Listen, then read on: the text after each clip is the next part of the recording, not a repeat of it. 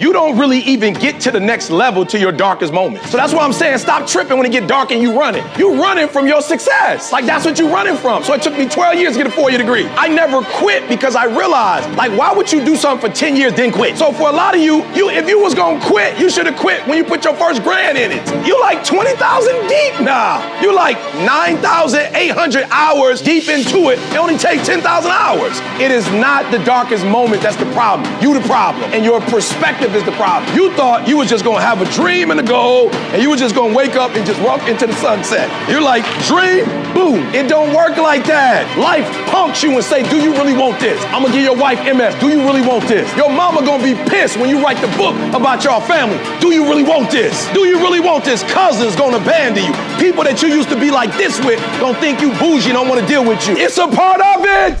Need motivation? Watch it top 10 with Believe Nation. Hey, it's Evan Carmichael, and I make these videos because in my first business, I struggled to stay afloat. I quit my business partner, and the thing that kept me going was studying the stories of famous entrepreneurs and seeing how they struggled and seeing what they had to overcome and listening to their wisdom, motivation, gave me the courage, the strength, the belief to go one more day and see my business through. And in all honesty, I still need the inspiration, wisdom, motivation today for my business too. So today, let's learn from one of the best, Eric Thomas, and my take on his top 50 rules of success. Enjoy. But I paid too much. If I was gonna quit, I would have quit in the abandoned building when I wanted to commit suicide and take my life. And I don't talk about that because I don't want to get nobody ideas. I should have quit when I heard my voice say, your mama don't want you, your own daddy don't want you, take your life. I got through that. So why I'm gonna quit over a grade, an F on a grade? Why would I quit because I didn't do well on the master's degree? Come on. And so I'm telling y'all, you have come too far to quit now. You have invested too much to quit now. You have lost too much to quit now. Get a reward for your pain. Don't cry about it. Don't whine about it. Get a reward for it. And guess what? People rock with me because I know what you've been through and I didn't quit. I know what you've been through and I didn't stop. I know what you've been through and I didn't whine. You know what I did? I got my reward for it. And not only did I get a reward for it, my wife got a reward for it. My kids got a reward for it. They're gonna live a different life because of what I went through. And had I quit, I would have been just like my father who left me with nothing. I'd have been just like my grandfather who quit. So I've been in circles and in families and environments where people take L's. I don't take L's no more. No more L's in my life. All we do is win, win, win. No matter, come on, say it with me. All we do is win. Come on, all we do is win. Come on, all we do is win. No matter. Let me tell y'all, I'm not from New Zealand, guys. Come on, listen to me very closely. I'm not from New Zealand, but I know about, let me say it this way so I can help you. I know about what team. I've never seen All Blacks play a day in my life. I've never been to the stadium. Where's the stadium? Help me out, where's the stadium? Okay, I'm going, see what I did? I've never been to the stadium. You're like, Eric, the stadium, that's Hobbit that way, Eric, that's not the stadium. The stadium is this way. I've never been there a day in my life. And if you watch some of my videos, I have All Blacks in my videos. Why? Because they're what? They're winners.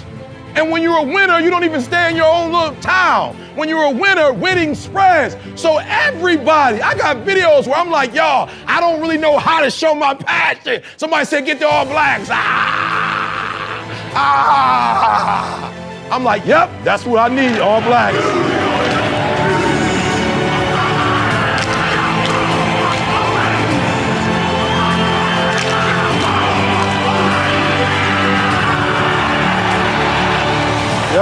Yep, I need the All Blacks. I need the why? Because they say what I'm saying. They just saying it in rugby. I'm like, woo, that's a violent sport. Their passion is all over there. Why? Because winners win. And I can't explain it to you, but you better stop making excuses and find a way to win. Because once you start winning, you go from 1,500 to 3,000 to 5,000 to 7,000. You remember, see? From 7 to 10. Nothing changed. We still in the basement. We don't have a building. We still use the garage for all of our products. We don't have business cards. We don't have a 5-year plan. We don't have a 3-year plan. How do you do it then? E, we wake up and grind. Winners win. I focus more on winning than I focus on structure. I focus on winning. And when you become a winner, they start seeing you with winners. Some of you are taking stuff because you don't know who you are. You're taking stuff from people that you shouldn't even take because you don't know who you are. And you're dealing with stuff you shouldn't even deal with. So when I say this, I'm telling y'all, I'm not playing. I'm about to give you what God gave me. I am. Therefore it is. No, I'm being serious. When you can get to the I am and you know who you are, everything, Kendall always said, something leads, something follows. Something leads, something follows. When you don't know who you are, it's a whole bunch of mess that follow. When you know who you are, you set the precedent. When you know who you are, if you are a female that don't like fussing and cussing, you won't even let some dude who fuss and deal with you because you like, I'm not with that. And you don't go, I ain't been with nobody in 6 years. If you know who you are, you would rather wait 7 to get what you're supposed to get than to put up with some junk for 6. You won't do it. You just say, I'm gonna wait. 6 people call you for a job you know you're not supposed to be doing. You ain't getting antsy. You like, I am. I'm gonna wait. Therefore it is. If somebody tells you that they're gonna give you an A, if somebody tells you you're gonna get a 4 point, if somebody tells you you're gonna be rich, if somebody tells you you're gonna be happy, say, thank you so much, but give me side B. Give me side B. Nobody told me when I had my son and he wanted to play football and he dreamed of playing football and we got him out there on the football field that I would get a call while I was preaching that he broke his femur. What are the chances that my son break his femur? That's the strongest bone in your body. What is the chance that you break your femur when I'm preaching and you about 30 miles away? What's the chances? You should have broke your femur at a game that I was at. Nobody ever told me that my son would break his femur and when I get to the hospital, he would be in excruciating pain. Nobody ever told me I'd have to watch my child, who I want nothing but good to happen to, screaming and hollering because he was in so much pain. Nobody told me I would have to be in there when they cutting his leg to give him something. Nobody ever told me that this kind of stuff would happen. So I know my daughter, I just know she gonna start dating and she gonna call me. I just know some the first dude gonna break her heart. I already know it. And I gotta deal with her being depressed for I don't know how long. Nobody ever told us when we had kids and we had these great dreams for our kids that this other crazy stuff would happen. They just told us it's gonna be the best thing ever happened. And it was. When he came out the womb, it was my why. It changed my life. But I didn't know the stuff that he was gonna go through. I didn't know that I wouldn't be able to sleep at night when he was at high school and he coming back and coming in the house at 2 o'clock in the morning. You know, senior in high school doing things. Nobody told me I wouldn't be able to sleep when he was out the house. Nobody ever told me when he went to college and they on these trips with the basketball program, nobody told me I would be nervous and praying that he getting on all these flights. Nobody ever told me that when he moved to Atlanta that I would be like still nervous, waiting every day for a phone call because there are kids who don't for whatever reason. Are you hearing what I'm telling you? Nobody ever told me that my wife, when we were 16 dating, that she would get multiple sclerosis and that her mother would be diagnosed with cancer and it would metastasize throughout her body and they would send her home. Nobody ever told me. Everybody tell you about side A, but don't nobody tell you about side B. And it ain't side A that breaks us, it's side B that breaks us. That's the side. Everybody want to be in business. Everybody want to be rich. Everybody want to be in a relationship. Everybody want a 6-pack. Nobody tell you the pain that come with it. So what I do now is I look at side B before I go to side A, because I already know I can handle side A.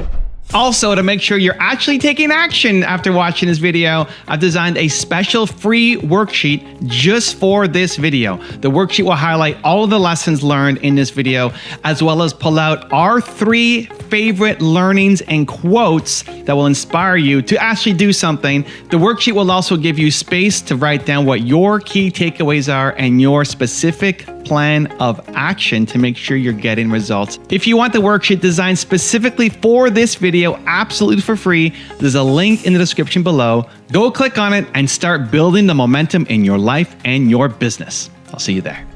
Watch this. And Jesus said, throw your net on the right side of the boat and you'll find some. I just blessed you. I just blessed you. When you walk out of here, do me a huge favor. You've been on the left side. Oh, God is so good. He didn't say, get out that boat, and I'm going to take you to do something else. He let him continue to be what they were, which were fishermen. He didn't change nothing. He just said, I need you to do me a huge favor. Your mind is on the wrong side. I need you to stop fishing on this side, and I need y'all to start fishing on this side. I don't need you to get another man. I need you to treat the one you got like you got some sense. I don't need you to get another profession. You don't need to do something else. Peter, you are a fisherman. I birthed you to be a fisherman. You are a darn good fisherman. And fisherman is all inside of you. But your problem is you fishing on the left side. I don't even know who told you to fish over there in the first doggone place. But do me a huge favor. Just make a shift. Just make a tiny shift. You ain't got to leave the water. You ain't got to do nothing different. Stay in the boat. Don't come out the boat. Get your butt back in the boat. But shift. Do something that it's possible. God told them to do something that was in their realm to do. Go make a shift. You don't need a new net. You don't need a new fish rod. You don't need new bait. You need to change. The blessings don't come from what you get. The blessings come from the seed you plant that's going to bring you back more. So that's why God ain't blessed you yet, because you're going to take the blessing and go get a whip with it. You so sick, and you so worried about what people think about you. You still on what people think. Some of us driving cars, not because God told you to drive it, but your self-esteem is so low that you got to make people think you somewhere that you're not. That's a sickness. You have a low self-esteem. You care more about what man think than what God think. You tripping on what I think about you when God pissed at you, and that don't bother you. You have more concern about what another human thinks about you. That you taking pictures with cars that ain't even yours to say to them, don't you know it's only going to take me about 40 days to find out you lied? I need y'all to do the real work so that you can come out and be transparent. But when you fake, and you faking it and you come out, game recognize game. And people recognize you fake, even with the stuff on, they know you fake. So I need you to be real. I love Cardi B. I was praying the other day, I said, God, am I wrong? You know what I'm saying? Because her lyrics, God, they just ain't really adding up to what my values are. But I just keep finding myself going back and listening. I'm the queen of talk. And I'm backing it up, backing it up. And I'm just like, God, I'm drawn. And something about this, I know I don't cuss and I gotta stop when she get to this part. And the backing it up, I don't know God, but just something about. And I said, I know what it is, God. I know exactly what it is. She told us that she used to strip to make money because she was in a relationship where she was getting beat. I said, I got it now. I'm drawn to her because she keeping it 100. She ain't playing. She was like, I didn't want to strip, but I was getting beat down in a relationship. I couldn't find no way out. And so stripping got me money, and money gave me power, and the power, I had control. And so I was able to leave. And I'm like, that's why she blowing up, because she keeping it 100, and everybody's drawn to her because she's so transparent.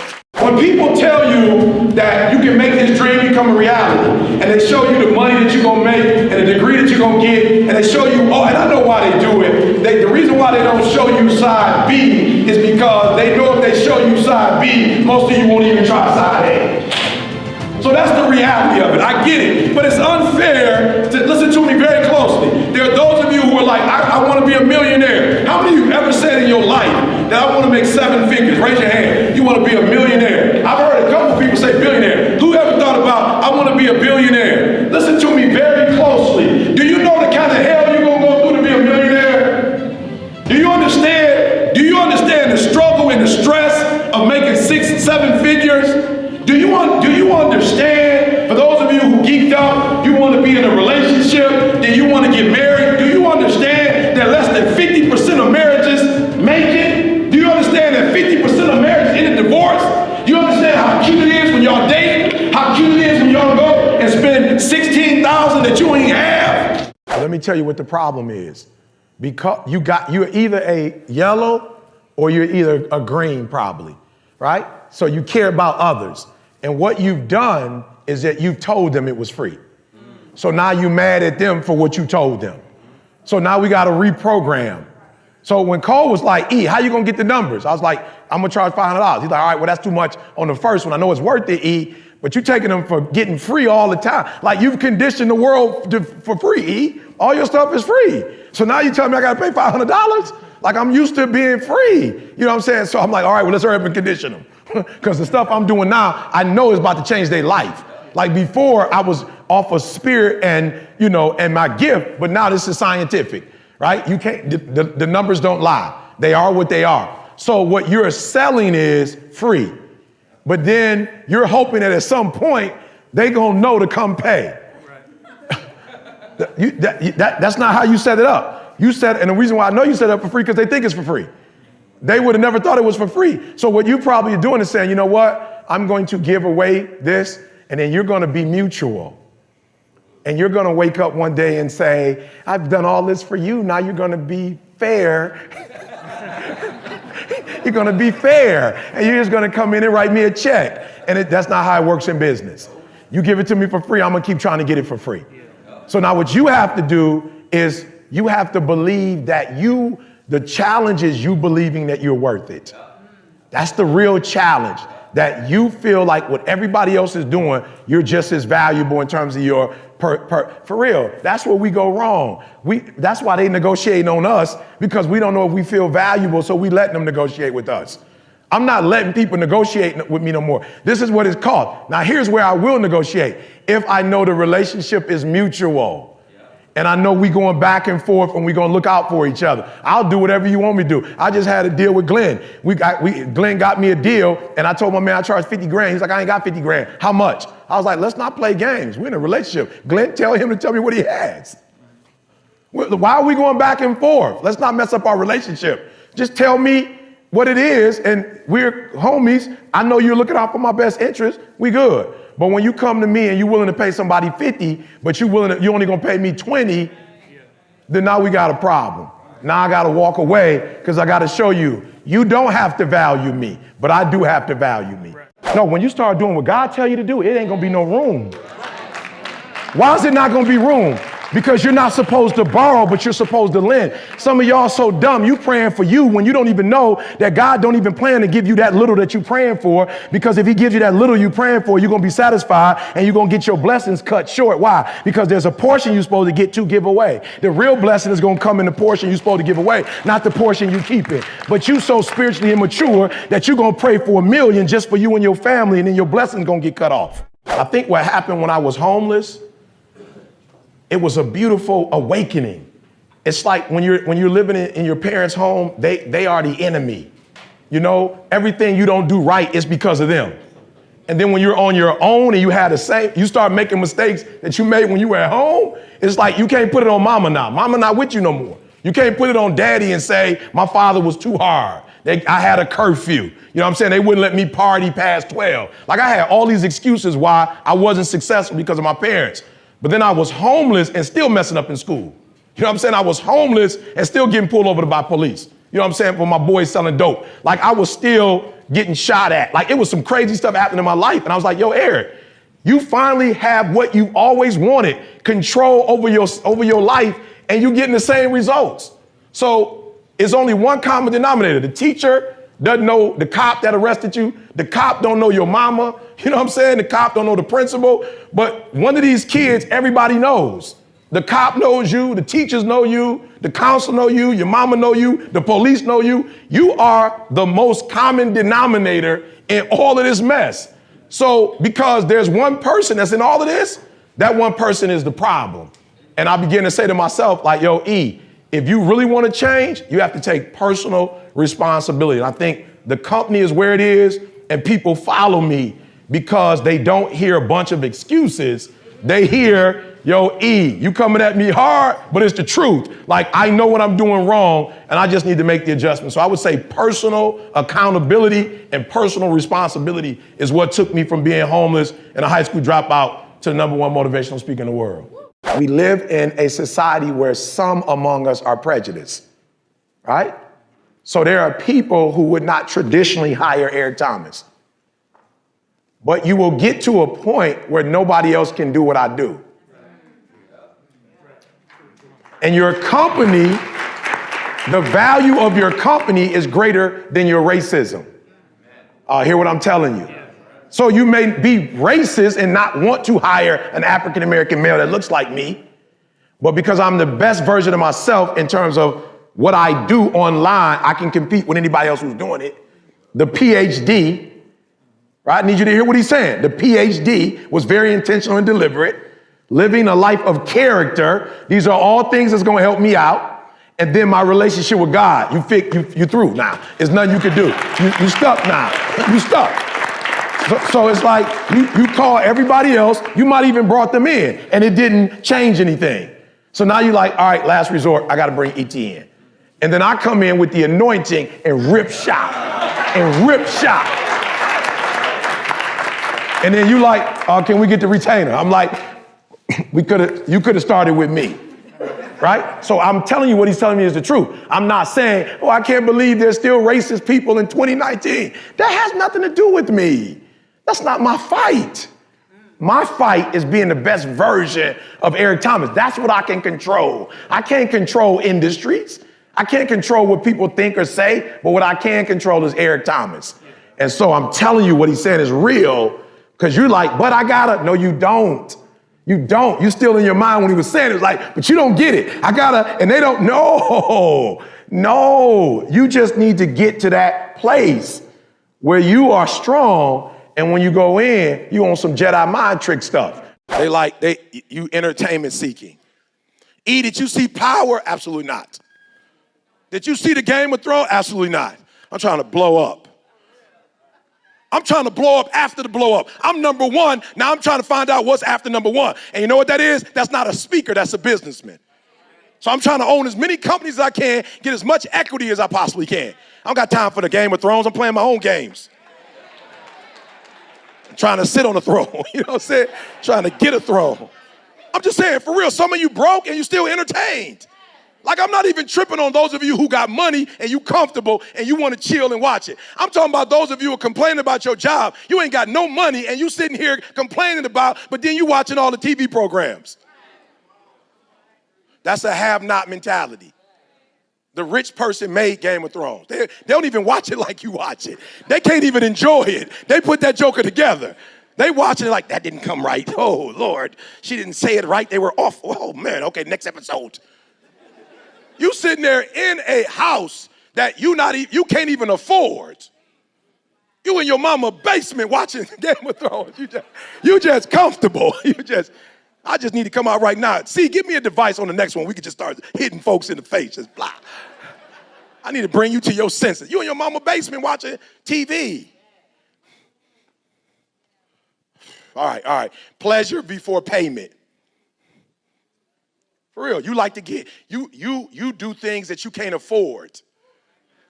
For real, you do stuff you can't afford. And then you don't understand that this society is built rich off of people who like pleasure before payment. They making money off of you because you buy a car you can't afford and they charge you 5-6 times more for it. They give you a house that you can't afford and you thought it was $300,000, but come to find out when you finish paying for it 15, 30 years later, the house wasn't $100,000. Now it's about $700,000. You didn't pay the extra $500,000 for a house. That's not worth it. But they caught you because you was broke. It only takes one good idea, right, to become a multimillionaire, to become a billionaire, all right? Yeah, you feel me? One idea. Here's the challenge, though. Some of y'all have like 6 or 7 of them a week and you don't write them down. I'm just being real. Like, and here's what, this is what hurts me. Some of y'all, you look at the left and you look to the right to be successful when you need to look within. Like, for real, you were born with a gift. You were born great, guys. And you got to start looking within, not without. Just find somewhere to serve and serve. Or if you can't find nowhere to serve, sit your butt down and observe. Sit down and observe. Observe where you can serve. Right? So don't do all that talking. Don't be running your mouth. Just sit down somewhere. They know you there. They invited you. So sit down and go, okay, where can I serve? So I was like, all right, Tony, I got you. And I knew what he said. Can I be real? It stung a little bit. It did. It stung a little bit. You know what I'm saying? But I was encouraged because I knew what to do the next time. And so the next time I was with the big boys, I act like I belong there. Listen to me very closely. A lot of you could be millionaires, but because you're not disciplined, he pulls on a couple. Some of you because you're not sexually disciplined, you've had people take stuff from you and you've been in places and relate. I just saw 2 young women that lost their lives that was on some dating thing and went to some man. I was just like, yo, where they do that at? Where do you just trust somebody online that you don't even know? What was it about you that you had such a low self-esteem, and then it was twins, it was sisters, that you just gonna go to some man's house you don't even know? Come on. Then another young lady just went to jail. Her man told her he killed somebody, and she took a saw and saw. I'm like, boo, you about to go to jail? I'm like, wow, is it that love that deep these days? People buying stuff. I'm like, well, you ain't grateful for what God, you gotta get the extra hookups? I ain't mad at you, but if you do that, you understand what you attracting. And then you mad when you ain't attracting a successful man of character and integrity and God, but you're not putting that out. Okay, I'm sorry. All right. Listen to me very closely. Somebody, your zero is gonna go to the next level when you can learn to say no. I was just at a function. My man was like, E, you did a phenomenal job, bruh. We doing happy hour at 3:30. I said, my plane leave at 3:50. He said, you're not gonna stay for happy hour? I said, bruh, I'm not here for no we don't know each other like that. Happy hour? I came to speak. I didn't come to build no relationship with you. I didn't come to drink with you. Drink? Bruh, I don't even drink. And if I drank, I would drink at home. I wouldn't drink in front of you and get loose like that and start talking crazy. You don't need to know me like that. You need to know me as the #1 motivational speaker in the world, flawless. I'm not, but that's what you need to know me as. You don't even need to get close enough to me to know my faults. This is a business transaction. You going doing business with people drinking like y'all, what you being social for? You don't have no discipline. Drink when you get home. You just see some free wine. You see some free alcohol. Drink when you get home. This is business. Boundaries. There are boundaries. My man like, yo, why you gotta go? Because I'm married. I got a wife. I'm going home. We finished. We ain't got no more business to do. You told me you wanted a 2-hour presentation. I did it. I'm going home. But E, this is a resort. And I'm going home. Why? Because I can't get in trouble at home. I can't get in trouble at the crib. I can get in trouble at this resort. It's a lot of temptation at this resort. So I'm going home. I went to a whole nother level of my life when I finally confronted. When I say confronted, I don't mean in a negative way. I just meant when I got past my fear of talking to my biological father, because I never talked to him. So I remember thinking that I'm going to meet him and we need to be able to do boom, boom, boom, boom, boom in order for me to heal. But all I needed to do was to get it out of my system. And once I got it out of my system, I no longer needed like a regular like I didn't need him to do anything to heal me. Are you hearing what I'm saying?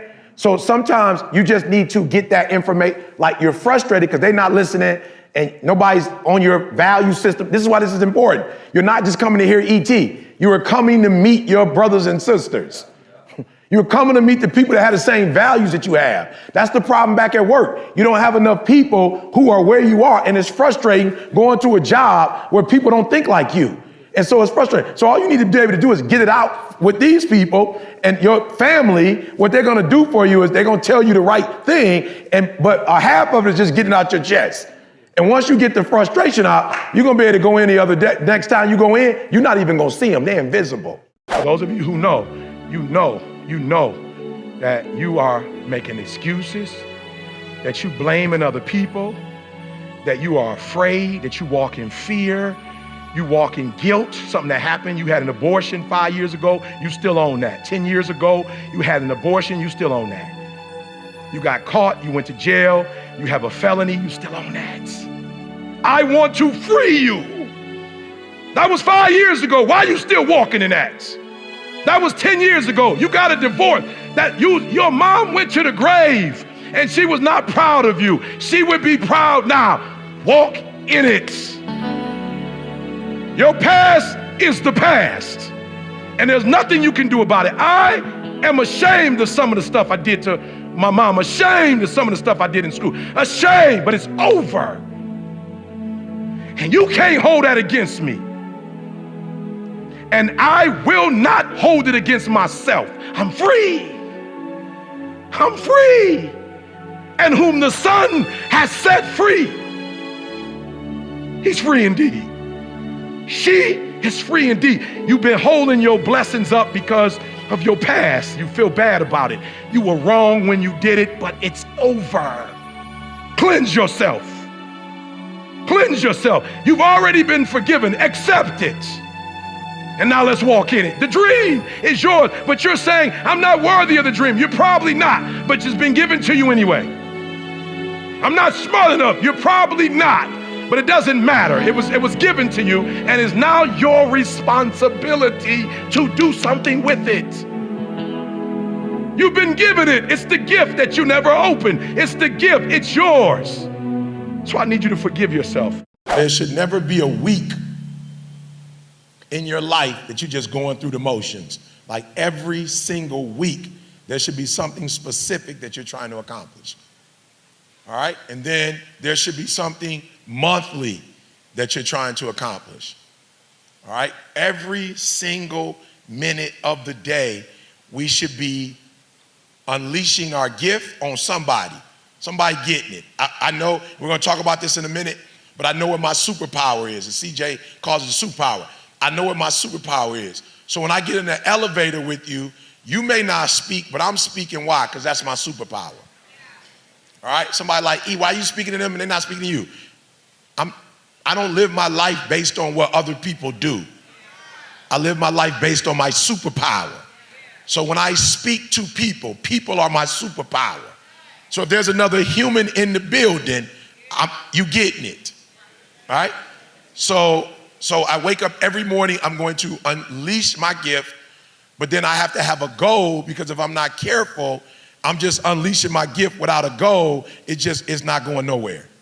And so I have to give my goal, my gift, I have to give it a sense of purpose, a sense of order, a sense of direction, right? So every day when you get up, your week should have a direction, that this is what you're seeking to get done in that week. This is how much money you should make. Come on, somebody. Look, the reason why the $100,000 a week didn't come to you, because you didn't assign it to come to you. You didn't assign it. So you just randomly hoping it's gonna come. No, you have to assign it.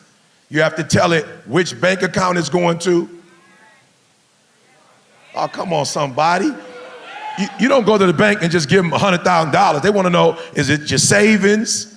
Is this going into your check-ins? Is this the joint boy, right? So every day, every week, every month, every quarter, every year, you should have a destination for your time, for your money, for your relationships. You run from challenges, and what you don't realize, you've heard me say this before, a diamond isn't a diamond because it don't go through nothing. You feel me? Like, the diamond is a diamond because of the process, right? And we know the first is the pressure that it has to go through. And I'm telling y'all, if there's one thing I want y'all to tell the millennials, they got the relationship that they have with pressure is weird. I promise you, it's the weirdest thing I've ever seen. With millennials, they trying to run from problems. Like, for real, like they about to act like they about to commit suicide because of pressure, right? And they'll come to me, these millennials will come to me like, yo, E, I'm going through it. I'm like, you not, like, I got a lot on my plate. You ain't picking cotton. You ain't got those kind of problems. I'm just being real. Like, this ain't civil rights. You don't have dogs coming at you. I'm just being real. No dogs are coming at you. You don't have water hoses. You don't have people with clubs beating you upside your head. You ain't got no real problems. Like, you ain't got no real problems, right? So for me, I understand that when I look at my ancestors, like, challenges and pressure is why we say Martin Luther King, because he went through them. It's why we say Malcolm X, because we say Rosa Parks or Harriet Tubman, Why? Because of the challenges that they went through and they got through it. So listen to me. The first part of a diamond is pressure. The pressure is what destroys all the dross, like all the unnecessary stuff about you. Pressure is going to get that stuff out the way and bring greatness out of you. We really heavy on self-assessing. And I want y'all to see something. That's something that C put out, a mandate. How long ago was that mandate put out, C? 3 years ago. And I'm on it, y'all. It's not C saying it for y'all. Like, this is the boss. If the boss man say we're focusing on self-assessing, how can I be a part of a brand and I'm not doing what he's telling us that we're supposed to be doing?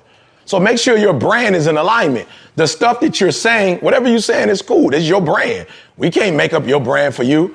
But make sure you're not saying it and you're not doing it. So for me, look Dan Gilbert used to say, we eat our own dog food.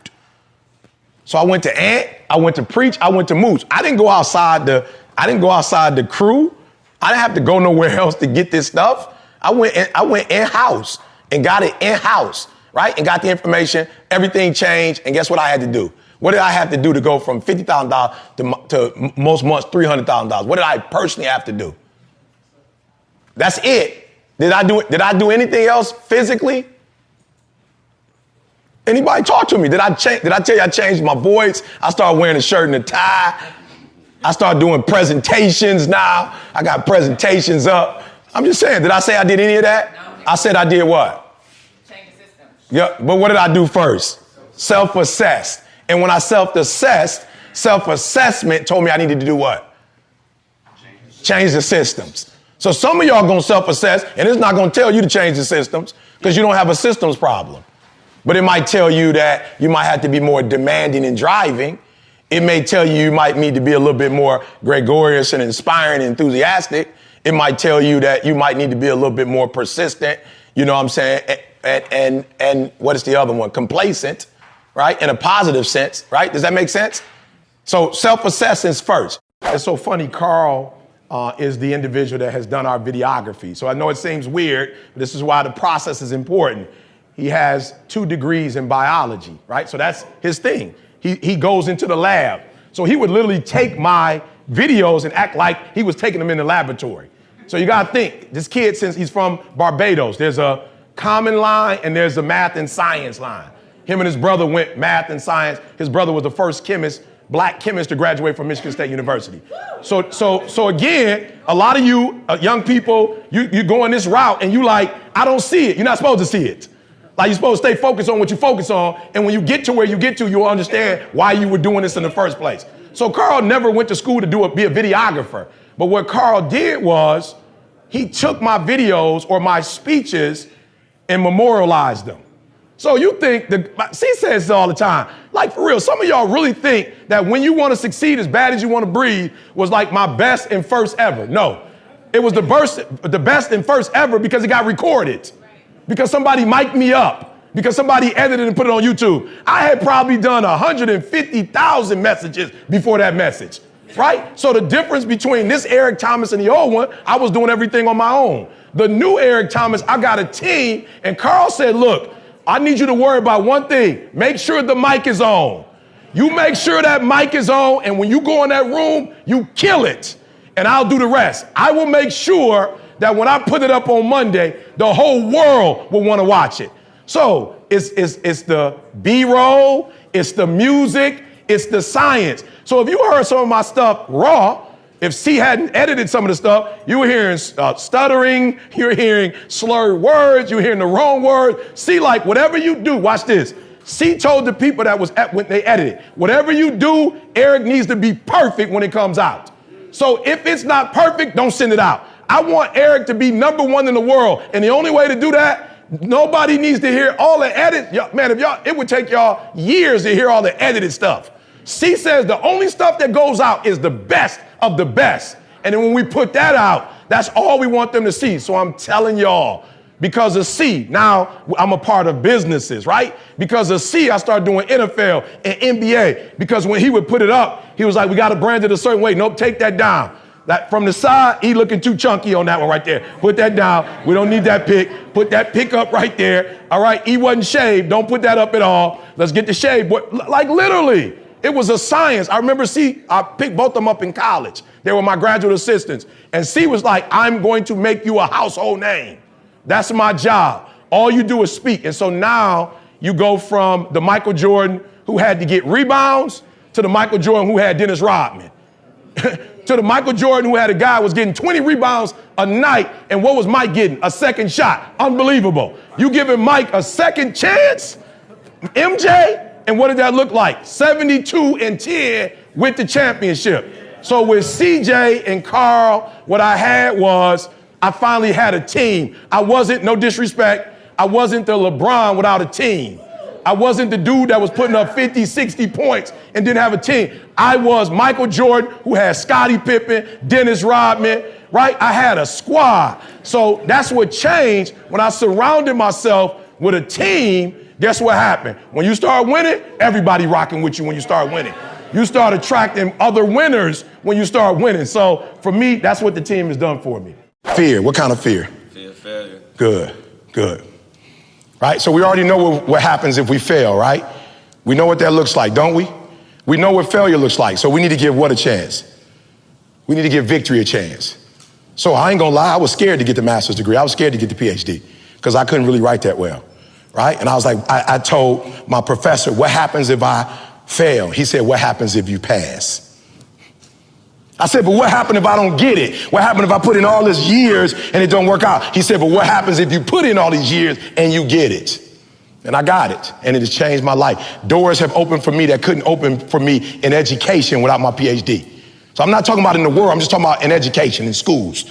There are contracts that I get now, schools that I work for that I couldn't get without it. So don't be afraid. You have nothing to fear, guys. You already overcame all kind of stuff. Anybody tell you how I blew up? How am I the #1 motivational speaker in the world and a multimillionaire?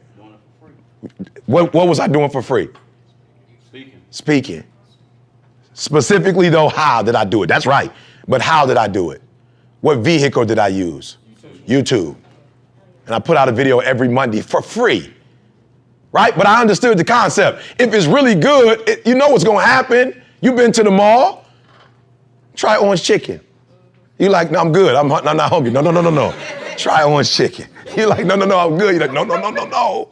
Try orange chicken. You try it for free and go, And she said, here, $4.99. Come. And you like, I don't even, come right here. And before you know it, you done bought a whole meal. Because they let you try something free. You tried something for free. And so I gave it away. In survival mode, you never give anything away. In survival mode, you hold on to. But you must understand that you cannot get if you're holding on. So we hold on to information. We hold on to books. We hold on to content. We hold on to strategy. We have been taught, don't give anybody anything, because if you give it to them, guess what's going to happen? They're going to take your business. They're not going to take your, if you good, it's going to come back. So if there's any strategy you know, then I'm going to tell you and tell you and tell you why. Because if 3 of us know the same strategy and we all go out and work together, we're going to take it to the next level. I'm from Detroit. And when you're from the D, like you work at Ford, GM, and Chrysler. We didn't do MIT, Brown, Harvard. This Detroit. Whether you graduate from college or not, your dream is Ford, GM, and Chrysler. You don't wear a suit. You don't wear a shirt and a tie. When you're from Detroit, you wear a hard hat. That's what you wear. So I didn't grow up seeing people go to the plant with suits and ties on. When I went to college, that was the first time I really started seeing a lot of African-American men in suit and ties. When I grew up, Detroit, you got your hard shoes on, right? You got like the hard jeans on because you're going to do work. So for me, one of the things that I think is important is that Martin Luther King, Marcus Garvey, like all these people fought not for me to be what somebody else wanted me to be. Like they fought for me to be free. And this is what freedom looked like for me right here. This is what freedom looked like. So this is what I tell young people. But if you want to look like this, I got a PhD. So you got to pay the price to look like this. Like you got to come with it. Like you can't look like this and be number 13. You know what I'm saying? You can't be number 50.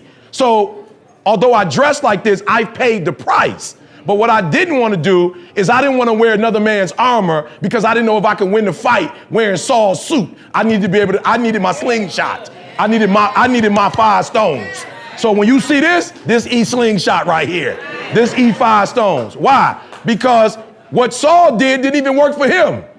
So a lot of times we copycatting other people and doing what they doing and it ain't even working for them. But because you have a low self-esteem or because you need to be affirmed, you're doing what they want you to do. And I promise you, if I go out, I'm going out E.T. When I go out, I will be the best version of me. When I go out, I won't be a copycat of you. I won't be concerned with what you think. If I go out with my son, with my daughter, and with my wife saying, our husband gave 120%. So I just want to be me. I just want to be me. What do they call me? What they call me on the block? What do kids call me? Like, what's the name they use when they refer to me? Hip-hop preacher. They never call me Dr. Hip-hop preacher, do they? You ever heard somebody call me doctor? But do I have a doctorate? Yep, I got a PhD. And not like a made up one from Michigan State University. Like for real, I did my own dissertation, for real. I don't walk around with doctor, why? Because I got to stay hungry. I don't want to use titles that make me look sweet. I don't want to use titles that I try to keep it humble. I walk around, I don't even want people to know who I am. Why? Because I still want to have that dog. I still need to stay hungry. And when you got pride, it gets in the way of you being hungry. And you need that hunger. That's why I talk about slavery. Not because I want to be reminded of it, but I remember how hungry they were, trying to be free. I remember they used to get caught. I remember they used to get lynched. I remember they used to go to prison. I remember the dogs used to attack what? They was fighting for something. They freedom. And I'm still fighting for something. You live in America. I don't care how bad you think it is. You have opportunities that you do not. If you get up at 3 o'clock in the morning and grind in Haiti, you grind. From 3 in the morning to 3 in the afternoon, you can't necessarily be a multimillionaire. Some places in Mexico, you still can't wake up and grind and still be a millionaire or make good money. You can't do it. The opportunities are not there. This is an opportunity of a lifetime. So I told the kids, you got 45 African-American males sitting in a room. I said, do you understand that if you were in this same building, in this same seat 200 years ago, what would have been the difference? Somebody talk to me. What would have been the difference? Same young men who are fighting for a chance to go to the NBA 200 years ago in that same seat, what would have been the difference? Oh, it would have been 45 African-American men sitting there. It would have been. But what would have been the difference? They'd be working for free. They'd be going to do it for free. You understand that?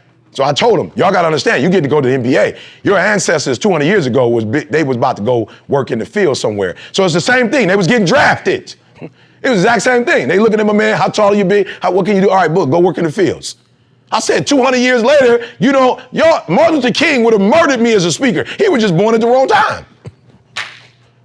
He was born at the wrong time. You think if Martin Luther King was alive right now, I'm just looking at his robe, right? He would have had a swish sign on his robe or a jump man. He would have had a sponsor. He wouldn't have been that sweet without a sponsor. Every time he drank some water, it'd have been Gatorade or something. He would have had he'd had his own shoe. But unfortunately, Dr. Martin Luther King was alive in 1960 something where he was trying to fight for our rights. And so he was murdered. Imagine that would be crazy. Somebody murdered me, E.T. the hip-hop preacher for speaking.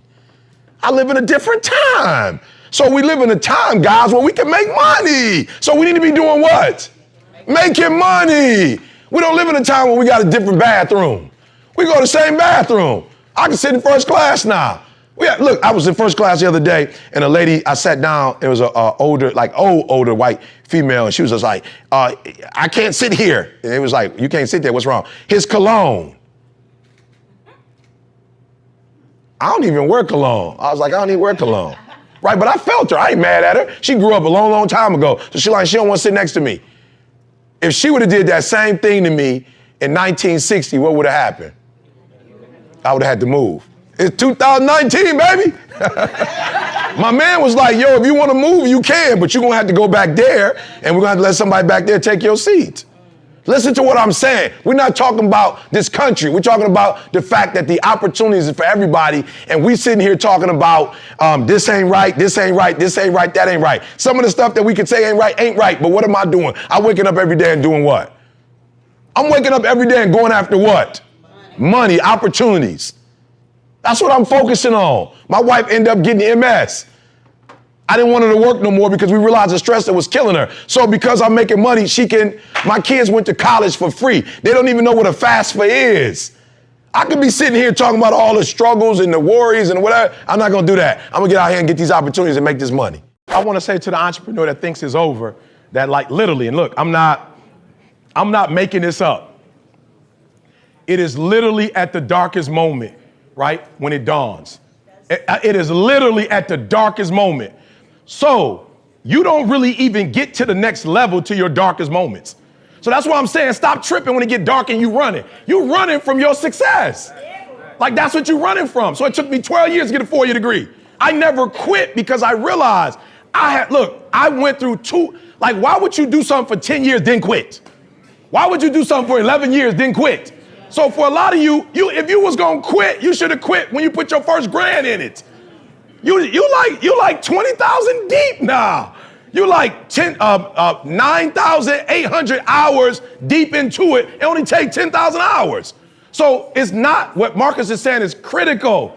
It is not the darkest moment that's the problem. You the problem. And your perspective is the problem. You thought you was just gonna have a dream and a goal, and you was just gonna wake up and just walk into the sunset. You're like, dream, boom. It don't work like that. You have a dream, and then life punks you. Life punks you and say, do you really want this? I'm gonna give your wife MS. Do you really want this? 5 of your aunts gonna die of cancer. Do you really want this? You gonna lose friends. Do you really want this? Your mama gonna be pissed when you write the book about your family. Do you really want this? Do you really want this? Cousins gonna abandon you. People that you used to be like this with gonna think you bougie and don't wanna deal with you. It's a part of it, but I paid too much. If I was gonna quit, I would have quit in the abandoned building when I wanted to commit suicide and take my life. And I don't talk about that because I don't want to get nobody ideas. I should have quit when I heard my voice say, your mama don't want you. Your own daddy don't want you. Take your life. I got through that. So why I'm gonna quit over a grade, an F on a grade? Why would I quit because I didn't do well on the master's degree? Come on. And so I'm telling y'all, you have come too far to quit now. You have invested too much to quit now. You have lost too much to quit now. Get a reward for your pain. Don't cry about it. Don't whine about it. Get a reward for it.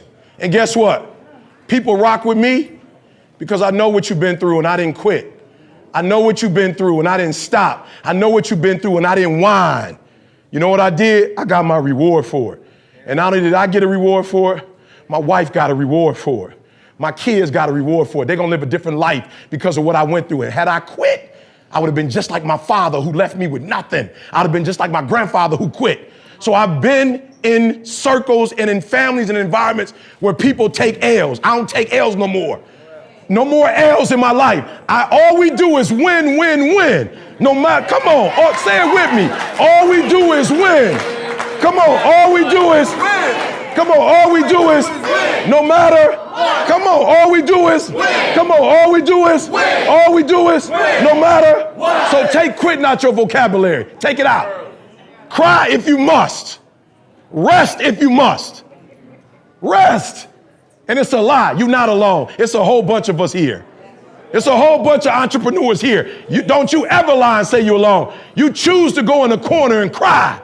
You choose to go in the corner and close the door. You choose to be alone. We are here, and we're here for you. So one more time. All we do is win. All we do is win. Come on, New York. All we do is win. No matter, no matter, no matter. All we do is, all we do is, all we do is, no matter. Take losing out your vocabulary, guys. Get to the end and get your prize. I was working on my second book. My other book just came out today for the school system. I was working on the next one. Your fiance said what? Because she helped me with the book. She said what? So she said what to you about me doing the second book? We was 95% done with the first book. We were 95% done with the first book. I'm like, let's go with the second book. Let's go. Let's go. They're like, we ain't finished the first book. I said, we gotta eat. We gotta eat, y'all. I'm #1 in the world. How long you think that's gonna last? You think that's gonna last for 20 years? You think it ain't no kid out there watching me who gonna be better than me in the next year or two? You think I'm gonna be number one forever? So while I'm number one, let's eat. While I'm number one, let's get every gig we can get. While I'm number one, let's do corporate. Let's do NBA. Let's do NFL. Let's do Major League Baseball. Let's do soccer. I got clients in every one. We gonna eat. And y'all do that little stuff about you gonna eat, but y'all ain't got no doggone motor. You get tired quick. You practice for 1 or 2 days, you wore out. You do a couple hours, you tired. But yet you competing against people right now, that's their lifestyle. And you think they about to let you take their lifestyle? When I look back, because I'm trying to help the next generation, I'm always looking back and saying like, yo, what's the difference between me and my cousins? You know what I'm saying? For real, we got the same grandma, we got the same aunts, uncles, we all from Chicago or Detroit. Like there's no difference. We all went to public school. Like we're all the same. So what happened, right? And one of the things that I think is important is vision, all right? So put that in your first hookup, vision, all right? And this is why I think vision is important. You run across two groups of people. Like I come to a conference like this and I speak, you run into a group of people that come in fired up, then you run into another group of people like, I don't even know why I'm here. Right? You run into a group of people that come in like, all right, we got a speaker, we got a presentation. Like, let me try to see what I can get out of this. And you know, another group that comes is kind of like, in their mind, they think it's a waste of time, or they're not really putting forth energy. It's like apathy, like whatever.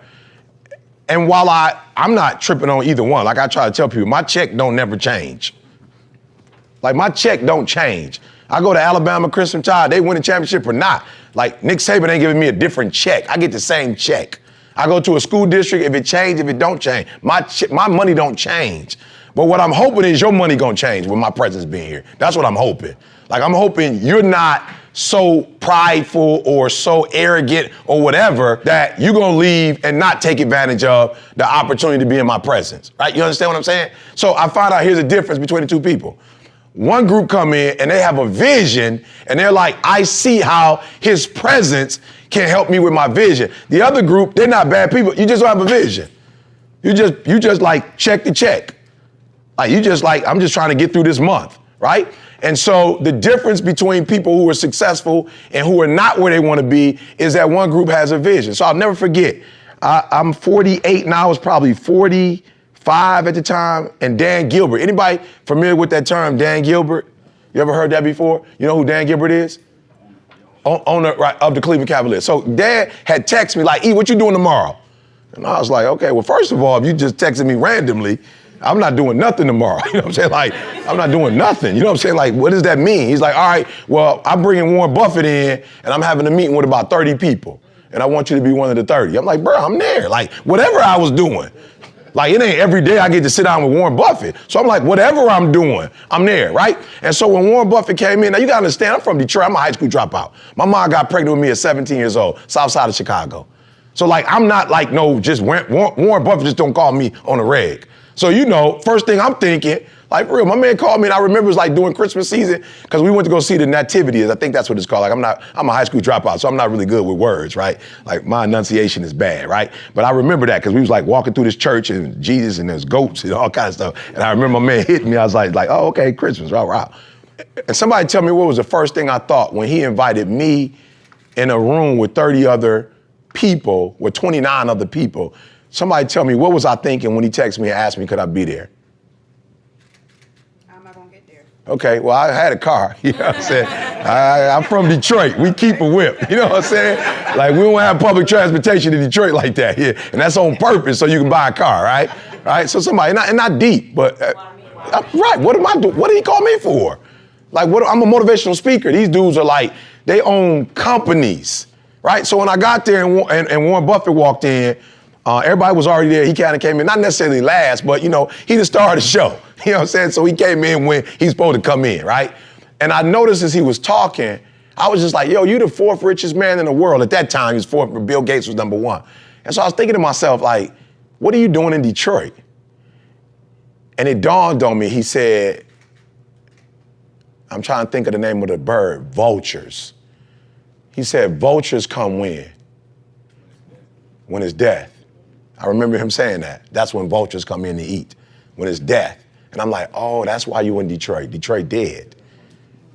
and you about to buy up the city. And that's exactly what he did. It was like Boardwalk and Park Place, like for real. Like I saw Monopoly for real. Like I'd never seen it before. But after the meeting, I remember him and Dan Gilbert, they had bought up a whole bunch of buildings down in Detroit for like $500,000. I'm like, how you buy a skyscraper? Like my house almost cost $500,000. Like my house is $350, and it's like a little small 2,300 square foot. You just bought a whole bit. And I remember them buying it, and a couple years later, I remember what they call venture capital. They would have all kind of kids in there with these tech ideas, and they would, they like put the carpet down and, put some fresh paint on it, threw a couple computers in, and now these kids in there getting paid, and they getting 20, 30% off each business. And I was like, wow, right? But he had what? He had vision. He had vision, and I realized that's what goes wrong with most of us. You don't have vision. You think making money is about making money. It's not. It's about a vision. And so anytime you're going from check to check, you are in survival mode. Write that down. You are in survival mode, and I want you out of survival mode. No more survival mode. You can't make big money. You can't make big change when you're just surviving. And what's surviving? You try and pay your bills. That's survival mode. For every challenge that exists, prepare yourself for it. Don't go into it unprepared. The man or woman who's unprepared for a challenge will probably not come out of it the way he or she wants to come out of it. But you have a better chance if you are prepared for it, which is why I went and got a PhD. Why? Because I felt like talent-wise, you were prepared to be one of the greatest speakers in this generation. But language-wise, you are not prepared to be one of the greatest speakers. Diversity-wise, you are not prepared. You grew up in Detroit, which is probably the most segregated city in the United States of America. You're not prepared to be diverse because you've not been in an environment that was diverse. You need to prepare yourself for where you want to be. So for my children, you will run into some of the greatest humans in life. Prepare yourself to get the most out of that relationship. I was just with somebody recently. It was like, yo, I love you more in person than I did on the videos. That's not by accident. And so to my children, prepare for everything. It doesn't mean that you're going to win because you're prepared, but you have a better chance of winning if you are prepared. They got mad at me when they were younger. They might have gone to 50-50 school in terms of diversity. When they got older, they were the minority. Why are we in high school? We're in minority because you're going to Michigan State. So we're not going to prepare you when you get there. We're going to prepare you now. So now they're like, okay, Dad, when they travel the world, we are prepared. Why? Because we went to school with. And so I say racism, economic struggles, marriage, parenting, prepare yourself in advance for these situations so that when they come, you have a better chance of controlling those situations and not letting those situations control you. Wealth was something for others. We kind of live, from check to check. Wealth didn't belong to us. Like, we could have money to survive, and maybe somewhat strive, but not to thrive, And so I was taught, hey, you live from check to check, you get a job, you rely on somebody else, you give them your best 30, 40 years, you're with your kids when you can be, whenever they need you there, you're there, and your priority is work, work, work, work. So it was I had a working class mentality, when I was growing up. I definitely didn't have a wealth mentality. I teeter-tot with poverty mentality. My mom would get mad at me, but for sure, a worker's mentality. Explain that, your worker's Just mentality. meaning that, we're supposed to work for somebody. Got it. We're supposed to take our gifts and our time and our talent and use it to make somebody else's dreams become a reality, We don't invest in our own dreams or our own goals, We can't do things that cause us to take risk. We got to stay in the safety zone. Yeah. We've got to do things that are uncomfortable. So a job, a 9-to-5, insurance, whatever. And it's so funny. It's always enough to survive, but it's never enough to thrive. That was the concept. You got enough to survive, but we never had enough, to put us in a position where we could go away for a month, or you could go to all your kids' events, And it was just funny. It was like, I know when I was working at Michigan State, it was like, wow, my boss gets to come and go as she pleases. I don't get to go to my daughter's events when she gets an award, an academic award at school, because I have to be at work. Even though no college student is coming to my office at 8 o'clock in the morning. Right. But I have to be there but my boss gets to come and go, as she wants. And so, I just realized she should get to come and go as she wants. Like, she should have that luxury, but I should have it as well. I shouldn't have another human telling me that I can't go and enjoy my daughter and create these memories with my child. I would just say, one, sometimes it's so close to you that it's hard to, figure out, especially when you're comparing yourself, to other people, I would say start with the people that's in your inner circle. Okay. Like they would know, they're around you all the time. They would know what you do What you're well. good at, You know what I'm feedback. saying? Yeah, I'm saying yeah. they're around you all the time. They could say to you, man, I think you do this well. I think you do that well. And then I think whatever they say, like, believe it. Yeah. Like, so if you don't know, they're going to know. And if they know, like, literally trust them. The other thing I would say is, look at the things that you naturally love and are attracted to. Like, I remember being younger and I was attracted to, now that I look back, to Martin Luther King. Like how kids talk about, Michael Jordan. I don't know that I ever watched Michael Jordan and go, I could be like that. Like, I don't know if I watched him and was like, yo, let me go get a basketball and try to. But when I would listen to Malcolm X speak, I would like, yo, that's, ooh, like Coretta or Rosa Parks. Yeah. I would be like, I could do that. Like I could, like, even though I never said anything to anybody and I never even practiced it, in my heart of hearts, I was attracted to it. I was moved by it. And I think when we are attracted to things or moved by things, it is an indicator that that's probably what we could be good at. I've been to third world countries where it does not matter how early you wake up. It does not matter how long you stay up. It doesn't matter what your skill sets are. It doesn't matter. You don't have opportunity. You have people all over the world who are dying to get here, literally dying to get here. You have an opportunity of a lifetime, and where much is given, much is required. So if you have an opportunity to be wealthy, to build phenomenal relationships, to start a business, like you got LLC, nonprofit, you know what I'm saying, S Corp, like you got opportunities. You got banks that you can get loans from. You can go online and sell stuff from online. Like you don't even have to have a store anymore. A storefront, like you can literally become rich from your watch. So it's like, yo, instead of you looking at everything that's not, look at what is. So absolutely, is there some stuff to complain about? 1000%. There's a whole bunch of stuff I can complain about. It's a lot of stuff that I can be angry about. But man, my grandmother died at 93, and a month later, my other grandmother died at 90. I didn't realize how quick life was. I'm like, yo, my grandmother was 93. I spent 51 years with both of them. They're gone. It's over. I will never be able to talk to my grandmother again. And I'm next. So because life is short, I don't have time to focus on what's not. I've got to focus on what is, then get up and go get it. And for me, it's like, guys, some of you in this room have opportunities that I don't have. Some of you in this room have connections or network I don't have. And I'm killing the game and you're not. So I need you to understand where you are. America's not perfect. I don't know if there's a place on planet Earth that is. So we're not looking for perfect, but we are looking for opportunity, and we have it. So it's like, yo, say it, because I need you to understand what you have. And then I need you to appreciate what you have. And then I need you to go after everything that's got your name on it with no excuses, because when I pulled up and I saw, the skyline, I was like, yo, do you know there were people 400 years ago, 300 years ago, who were in the process of building this, and it was a vision and they never got to experience it? Like, yo, do you know what type of mindset you have to build something that you know that you're not going to get to enjoy, but yet you put energy into it because you're thinking about the next generation? You've got this vision that's going to outlast you. Like that's rare. And so now it's been built. Go fly first class. It's been built. Go live on people ask me, why do you live on the East Coast and then you live on the West Coast? Because it's too cold. That's why. And if I can get a house in the Gold Coast, I'm going there. So it's like, yo, we have opportunity. Whatever you do, don't waste it. Don't cry about it. Get up and go make it happen. And I'm not saying I don't subscribe to cancel, but I think cancel is, that's a culture where, people are building you up and they have the power to, destroy you. Gotcha. You understand what I'm saying? I got it. Interesting perspective. I'm not against, people can't, whatever, to cancel, not to cancel. But I've built my church. I've poured into people since 2006, 2007. These are people who I've helped get through divorce, people who I've helped not to get a divorce, people to get through cancer, help their kids go to college. People not canceling people. Mm-hmm. That's entertainment to me.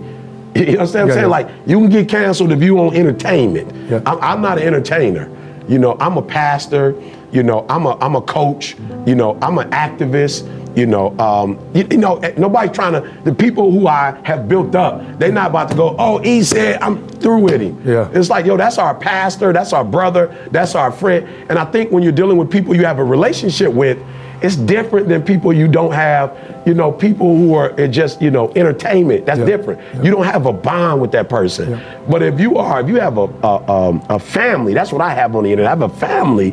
These are people that I help elevate. So even if I mess up, all they're looking for is, yo, I messed up. I'm human. I'm not God. I'm gonna make mistakes. And they're like, yo, we're gonna forgive you. So I just think that, to me, that's more entertainment. Like, I don't have a sponsor, you know, I don't that you got to worry about. I don't have a sponsor and all that. Like, I'm not, if I get kicked off of YouTube, you know, I think there are probably more people showing my stuff on their sites than I'm probably showing on mine, if that makes sense. 100%. They're playing my message when they working out, doing whatever. So, you know, again, I'm not against it. Yeah, but audio books. That is for, even my books, we self-published. Yeah. You know what I'm saying? So, it. so now I do have a publisher now, but I just think I'm in a different arena. And even with some people who I heard Snoop say something I thought was funny. Snoop was like, I wish they would try that. But you're talking about Snoop, who's been around since, late 80s, 90s, you know, so he's built a base.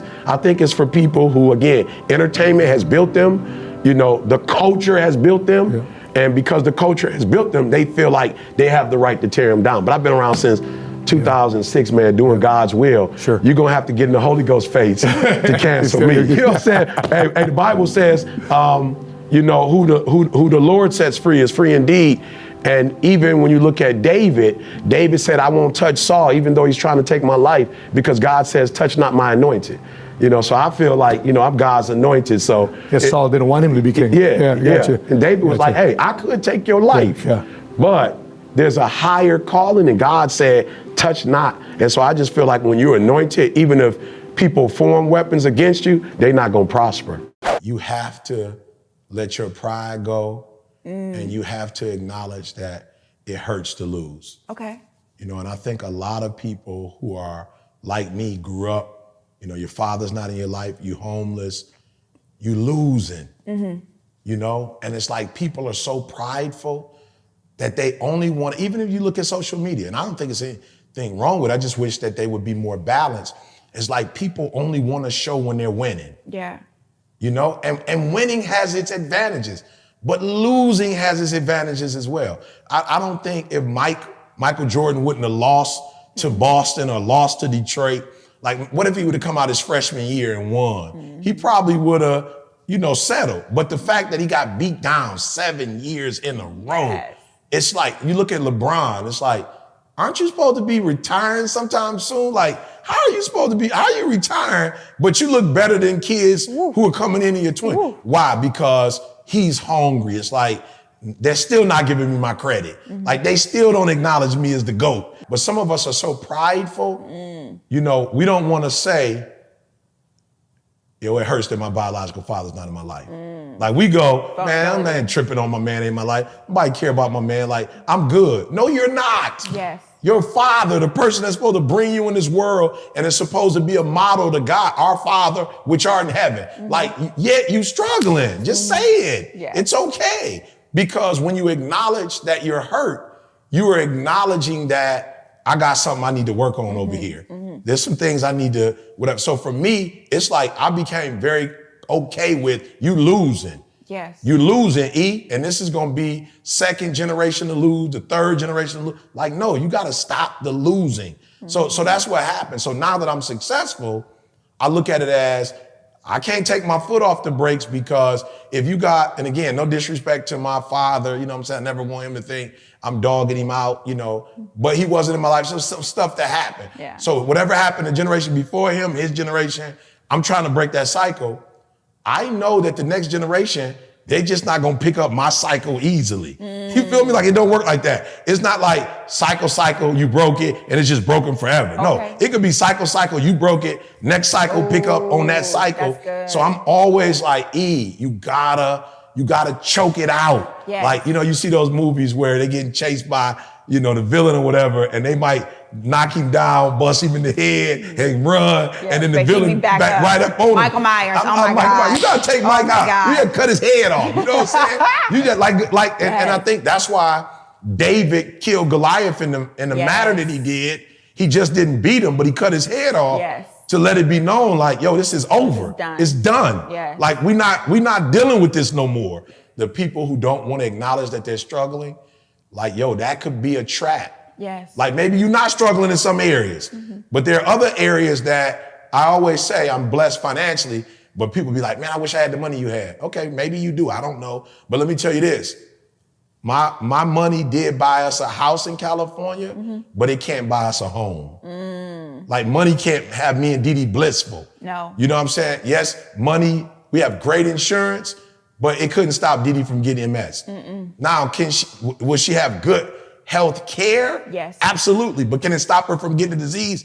It cannot. Can I buy a car? Yes, I can. But that car money can't buy me safety and security on the road. Yes. You know what I'm saying? And so it's like, yo, don't trip. Money has its place. Absolutely. And go get as much of it as you can. Yes. But don't think that this is going to solve this. Yes. And so for me, it's like, yo, here's some stuff your family has left you to deal with that they didn't bless you with. Now you got to get it.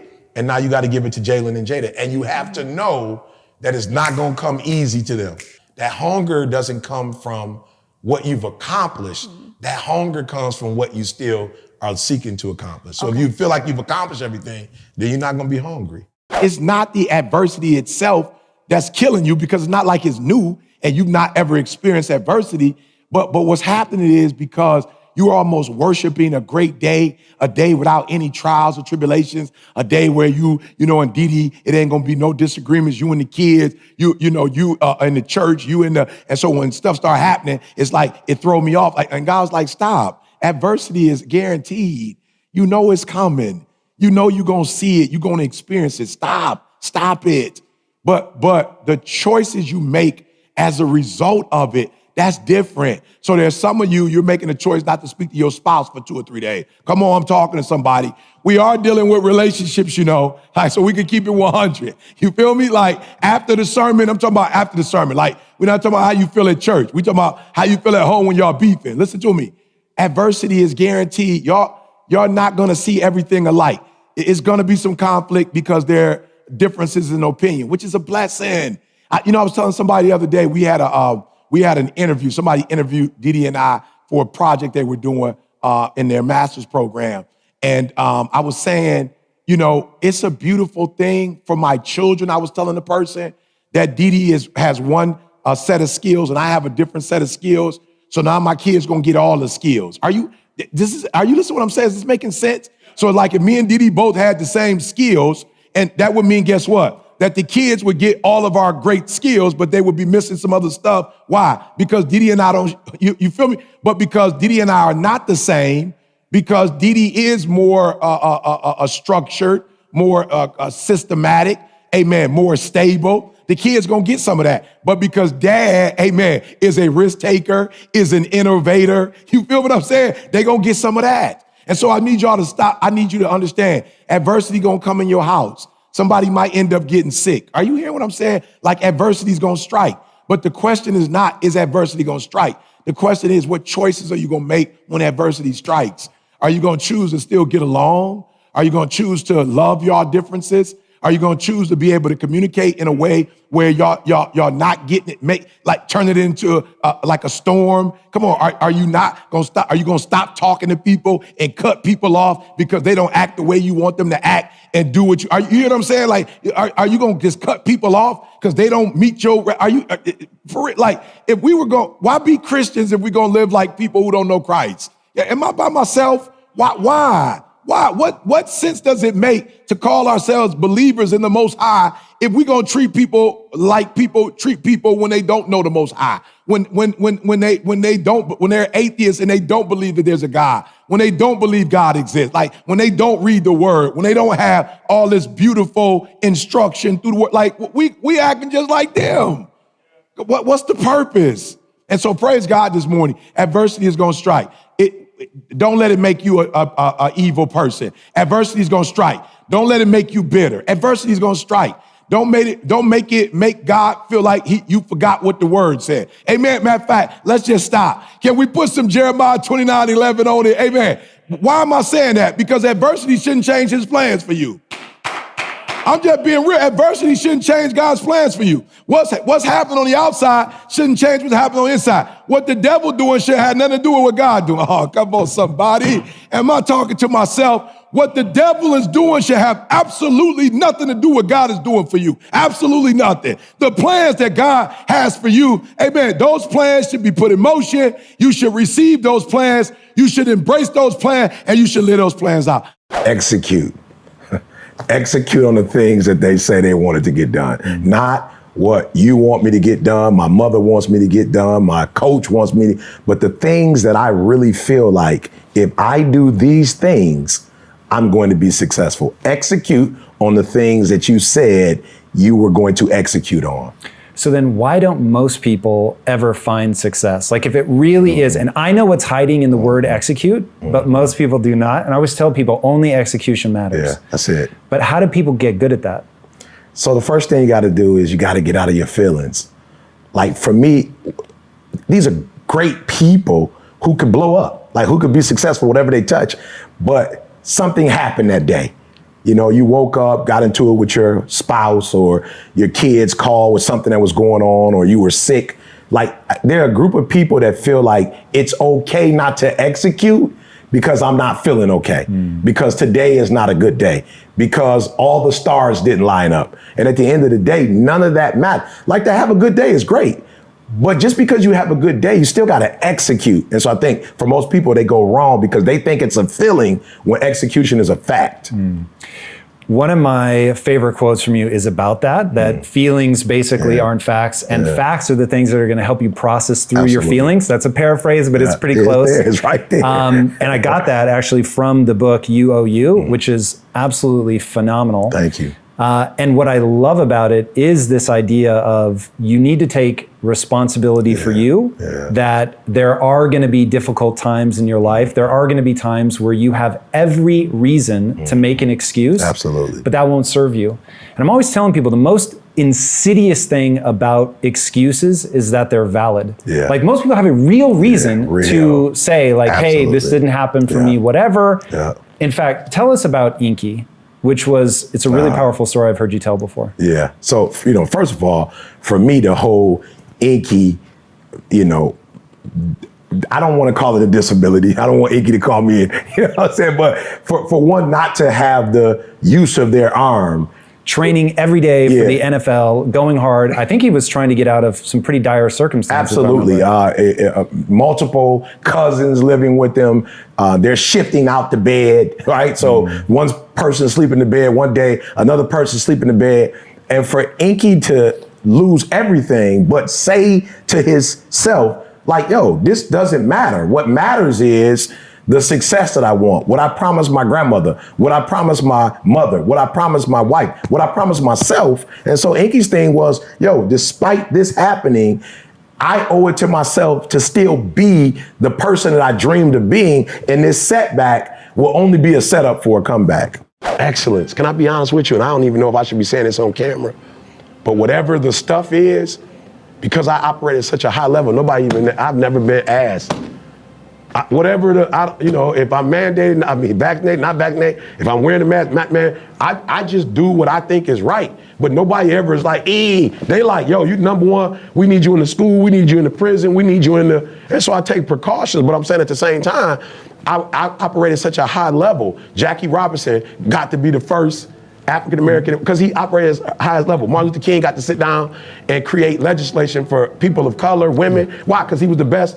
So I'm just saying, when you operate at a spirit of excellence, you rise above some of the minutia. Like you don't, Michael Jordan, it's like he got calls. He was MJ. I know he pushed my man on the left, you know what I'm saying? That last play against Utah, you know what I'm saying? We know it was a foul, but it's MJ. You know what I'm saying? Like, you can't call a foul with MJ making a shot, winning the championship. You can't call a foul. And I'm an MJ fan. You saw a little baby, move to the side. You know what I'm saying? You gotta push with the wrist. You saw it. But when you operate in a spirit of excellence, you get calls. Yeah. You know, there's certain things that, you're able to accomplish and you're able to do. So I would just say, when you're average, people do give you a hard time. Yeah. But when you're excellent and people know you're excellent, they want to be associated with excellence. Yeah. And so if you're excellent, I always say, planes fly above the cloud. So it doesn't matter if it's snowing, if it's raining, as long as it's not thunder and lightning, they go above the clouds. They're not dealing with rain and snow. They go above that. And and so when you're excellent, you go above some of the, whatever. So man, my wife and I have been safe. My daughter, I think my son got it. He's young though. He was 24, 25 maybe at the time, and just walked straight through it. But me and my wife have been phenomenal, haven't had any issues, travel just like today. We keep our distance, but at the same time, take pictures, engage. And I've been blessed, So again, when you're excellent, I just feel like when you're excellent, the world treats you a little different. Beyonce show up somewhere, she gonna get a little different treatment than Beyonce. I don't know who Beyonce is, but Beyonce just gonna get a different treatment because she operates at a high level. I had to ask myself the other day, what's happening now? That's it. What's happening now, E? Because I got caught up with the, I won't use the word fear. I'll use the word cautious. Okay. With Dee having MS. Yes. And this whole COVID thing, because we don't know how, it's spreading or whatever. And I'll be honest, I kind of felt like if I get the COVID-19, I'm gonna be straight. Like I might be a little, you know what I'm saying? Might be down for a couple of days, but like I ain't see myself dying. Yeah. But I was like, with Dee MS, I don't know what would happen with her. Maybe nothing, I don't know. But it's not a chance you want to take. I'm not gonna lie. I woke up the other day and was like, yo, it's been a year, bro. You still in the COVID mindset. It's been a year, E. And so if COVID lasts forever, you can't just be chilling at the crib like you doing. Yeah. And we made good money, put money aside doing the Zoom thing. But I'm kind of like, yo, E, you ain't on, today driving here is the first time I've been in a car by myself driving long distance to do something. Yeah. Because I was telling my people, I'm like, yo, I'm about to go do an interview. They're like, E, you about to hit ABC, NBC, what you doing? I was like, oh, no. I ain't ready for that. We're not there yet. One day, I ain't ready. They was like, where you going? And I told them, they was like, oh, okay. And I was like, yo, it's been a year. It's like unbelievable. But I had to say to myself, and I'm saying it to you because you probably think, E.T. always. No, I got caught up a whole year of COVID-19. And so the other day I asked myself, E, what's happening now? Like, yo, in this moment, what are you doing? And when are you gonna come out of this funk? Like, when are you gonna get back on the road? When are you gonna do, people been hitting me up, E, when is the next conference? You doing a conference? I was like, not only am I not doing the conference, I ain't even thought about a conference. I was like, I was like, yo, y'all, I'm gonna sit down and think. Should we do it in June? Should we do it in whatever? They like Texas wide open, Georgia wide open. You can do a conference. Yeah. I know, but I'm not trying to get nobody sick. But it's like, yo, E, what you just gonna wait until it just nobody, like, what you gonna wait for the numbers to be zero? So I'm saying to those of you who are listening, life happens, man. It does. Some of y'all might have lost somebody in your life from COVID. You might have lost somebody not COVID. I have to remind people there's other stuff. Somebody be like, you got COVID. I'm like, they could actually have something else too, like bronchitis. Like, you know what I'm saying? Like, it's a lot of other stuff that's out here. But I would just say to you, like, live in the moment. And even E.T. had to go, E, live in the moment. Like, what can you do now? I can get in the car and drive and come to this beautiful penthouse and do an interview. Like, you not go. Like, go, E. And then just driving here, believe it or not, just driving here was activating me like, yo, E, let's go. Like, I can't do this no more. So I'm saying to you, let's live in the moment and let's get out of the fear. Let's get out of the what if. No, stay in the what if, but not what if something bad happens. What if I blow up this year? What if this is the best year of my life? What if everything I've ever dreamed of? And if you start thinking about the what ifs in a positive, you'll find yourself going in that direction. But if you go like me, what if Didi gets sick? You'll literally find yourself for an entire year trapped in your house because the what if Didi gets sick makes me retreat. The what if this is the best year we ever had, that makes me go. So go, be careful, be cautious, be strategic, but don't procrastinate. You know what I'm saying? So that's what I would say to those that are listening. You control the moment. You control your life. You control your mindset. You control your dreams. Don't let COVID or nothing else control you. I would love to tell you that on the road to success, everything is going to work out. It's going to be a dog fight. For those of you watching my videos, on the road to success, I lost 5 aunts to cancer. In the midst of my business, I lost aunts. I had to go to funerals. We had to get on a plane. We had to drive. We had aunts that are close to my age who died. We had to raise money. I had cousins shot in stores, execution style. Like, you don't see that on YouTube. You don't see that on my TGI. It's a dog fight. My wife, 3 years ago, 7 legions found on her brain. It hasn't been easy. It's been rough. It's been crooked. It's been hard. But I've made up in my mind that I will get a reward for the pain that I go through. I will not stop in the middle of the process. I will not be defeated. I will not be destroyed. I will take everything that happens in my life and I will allow the pain to push me to greatness. You will not break me. You will not stop me. You will not defeat me. The only way I lose is if I quit. It's going to be a dog fight. And so if you're ready to quit, then don't get started.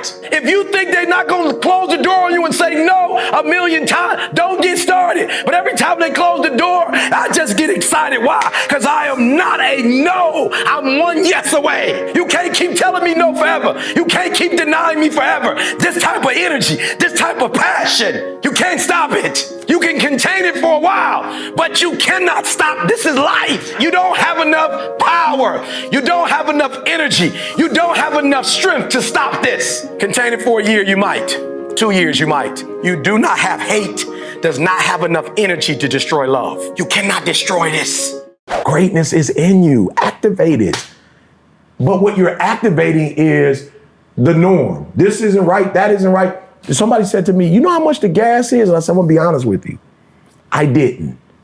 I've never gone to the pump as E.T. You know, as E.T., this version of E.T. I've never gone to the pump and looked at how much it costs. And I've never not filled up the gas tank as this version of E.T. Now, maybe when I was younger, in my 20s, still making crazy decisions and not as mature as I am now, maybe I was like, give me 10 on 5. You know, but at this version, I'm just like, it doesn't matter how much it is. I'm gonna fill it up. It doesn't matter how much the Emirates first class costs to go to Dubai. It doesn't matter. I don't want to sit in a row with 3 people because I don't want a stranger in my conversation with my wife. Like, I just want it to be me and my, so I'm gonna pay wherever they want me to pay. So it's just the 2 of us in this capsule, and we could bring that joker down. And for the 14 hours, me and you could get it in without my man in the middle saying, oh, what part of San Diego do you live in? I'm like, I wasn't even talking to you. Like, how are you in my conversation? So I will pay for whatever to get off the plane and be ready to speak. Like, as soon as the camera, like when I land, they got the cameras on me. So I want to sit in the seat where I'm gonna be comfortable and I can get off ET where I don't need 2 or 3 hours of preparation because I took a shower on my way there. You know what I'm saying? They gave me 30 minutes for the shower and I took give it to me an hour before we land. I want the best foods. Like, I will do whatever it takes to have that reality than to be the average dude that everybody's telling me what to do. You can't go see your daughter get her award because you need to be at work. Nobody, I'm an academic advisor. Students don't even come to get academic counsel at 9:15 a.m. They're not even up.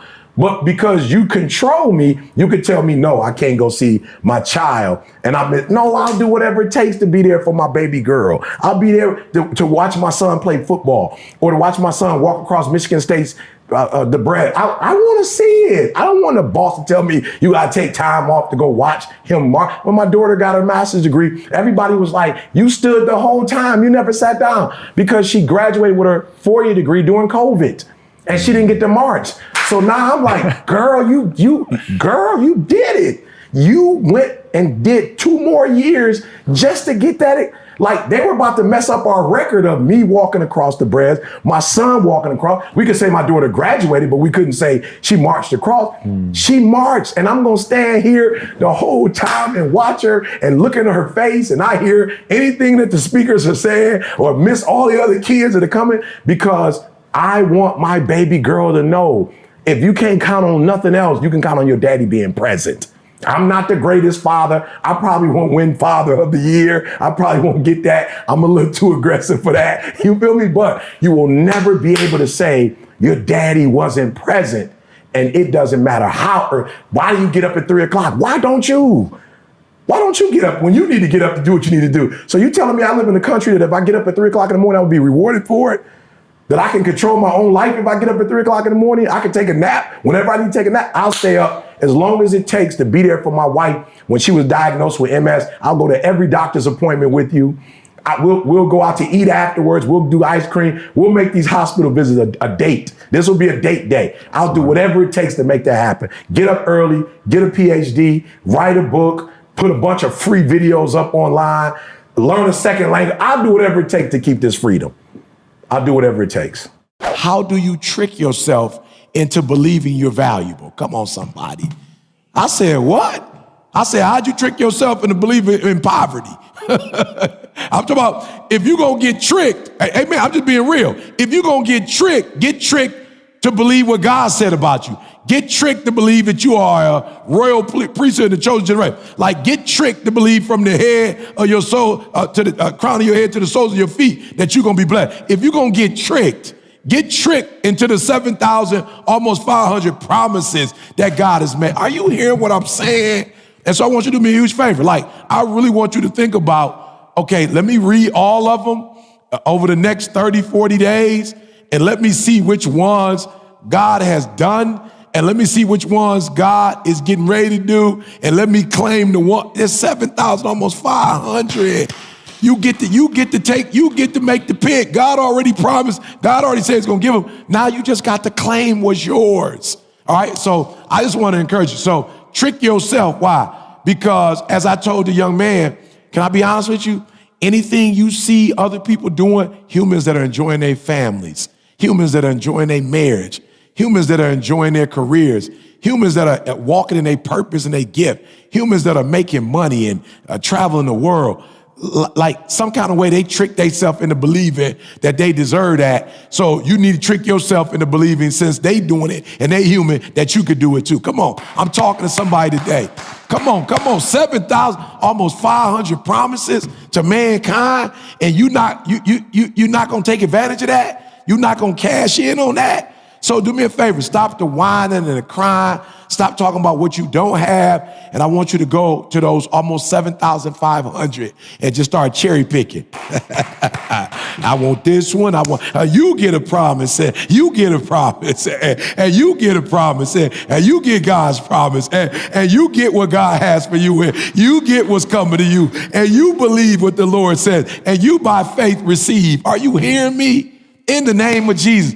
And I want y'all to catch that, because as I get into God's word today that he has for us, make sure you listen to that. God has almost 7,500 promises that he's made to his children, and he don't need you to make them for him. Come on, somebody.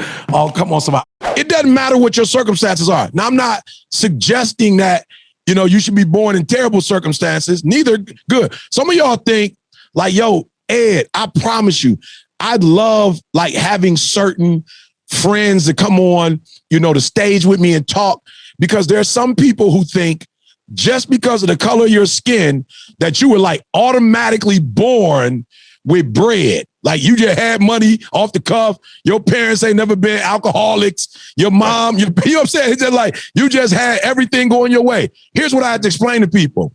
When you grow up in a very whatever circumstance, yo, bro, that's a heavy-handed deal. You got dealt. You got to play it. If you were born rich, that's a heavy hand. You got to play that hand. I had a hand to play. My kids got a hand to play. My son was like, do you know what it's like being the son of E.T. the hip hop preacher? Dad, do you know what it's like going to Michigan State and you went to Michigan State? My daughter, Dad, do you know what it's like? People think I get up at 3 o'clock in the morning. I'm only 19 years old. So what people don't understand is I'm not making excuses, but I'm telling you, whatever hand you have, you still got to play it. It don't play itself. No hand plays itself. You got to play your hand. But here's the cool thing about the creator. He knew that we would all be in different circumstances. And so what he did was he said, I'm going to give you a gift. And your gift will make room for you. Now, y'all have to understand something. When you see me now, you go, oh, he's speaking here. He on this podcast. I can't believe it. It is the exact same gift I had when I was 16 years old. It is the exact same gift I had at 8. I've had to develop the gift. But God didn't give me the gift when I got baptized. I didn't get the gift when I came to my senses. I had the gift from the time I was born. I didn't activate the gift from the time I was born. I didn't use the gift. So homelessness put me in a situation where it's like, yo, bro, you're going to have to figure it out. And I'll never forget, they let me speak at church and I spoke and it felt magical. I never felt like, it must be how LeBron felt when he first got a basketball in his hand. Must be how Steph Curry feel when he come out on the court in the light. It must be how Jalen Ramsey feel when, when the night lights in LA and he checking somebody one-on-one. This is how Tom Brady must feel this way. I felt the same way at 16 and I told myself, E.T., whatever you do, don't stop doing that. You find every opportunity to speak. You find every opportunity to talk to people. You find every opportunity to smile. You find every opportunity to be electric because something happens. People treat you different when you speak. People treat you different when you smile. Like, when you come in the room with that energy, boy, people respond to you different. So whatever you do, make sure you don't ever stop doing that. And whatever you do, don't stop growing it. You keep getting better and better. In life, man, some things mathematically you can explain. It's like, it's succinct, right? It's linear. But other things is like frequency, like vibe. And so as he was walking toward me. I felt that darkness, that dark place that I was once in. I felt that, but I felt, okay, like he's on the phone saying he's going to do whatever, but he's still on the phone. Like like if it was that deep, you just hang up the phone and you just go do whatever you say. You're still talking about it, and you're still talking about it because whoever you're having this conversation with, some kind of way you still care enough. So I could hear this battle that he was personally going through, and when I saw him, I'm like, yo, E.T., 16-year-old, 12, 13-year-old E.T., 16-year-old out of control E.T., and I saw the rage and the anger and the darkness. And I was like, yo, E, you gotta take a chance. Why? Because somebody took a chance on you. Like I wasn't the dude that was sitting with a poster saying, help me, I'm messed up. I was messed up. And somebody saw me and went, yo, we gotta salvage this kid. Like some kind of way this pastor, I don't know if it's everybody, maybe he did it with everybody, I don't know. He made me feel like it was just me. And now when I look at my life, I'm like, wow, he really did save thousands and thousands of people's lives. I could have easily been in prison or dead. This guy, by rescuing me, you know how many people I've inspired? I don't know how many people I've inspired, but it's got to, looking at the videos and the algorithm, it's got to be a couple hundred. You know what I'm saying? So a couple 100,000, maybe some millions. So I'm looking at this guy like, yo, E, you got a chance to do the exact same thing. So being selfish, it might have been more of me just like, yo, E, here go a big one, baby. Like this the finals, like this the Super Bowl, like go for it, and his response, I'm nervous, I'm scared, just like, they don't know I'm nervous and I'm scared, but I'm too scared not to try. Like I'm too scared not to take the risk. I'm all in now. I've been watching him, paying attention and listening. So boom, I go in. And his response, falling on his knees and crying, was like, whoo, okay, maybe I am. The story could have been real different. This can go good or bad. There's no middle ground. And so for me, I saw a young, hurt Eric Thomas and was like, E, here's your chance to do for this guy, what somebody did for you. Do you remember what did you say to him that gave him the breakthrough? I don't remember. The only thing I do know is the hug, is the command of, bro, you gotta get control of yourself. Like you walking up and down the street, like you just out of control. Like, what are you doing? You're screaming and hollering, cussing. This is a church. I didn't even grow up in church, but like, bro, you gotta have respect. As kids out here, like, come on, bro. Like, you're like, I'm not hurt that you're fussing and cussing at the church, but I'm hurting for you out of control. Like your emotions got the better of you, and bro, you need to get a grip. And so whatever we said other than, I don't know, hug, get control, and then before I know it, he's bawling, and I'm like, yo, this thing works. And this is before the hip hop preacher, just ET at that time. This is no videos. We hadn't really blown up at that time. But for me, I thought it was great because it was like, yo, pastor said, and yo, it's working. And it's working on real people with real problems. This isn't, the studio ET.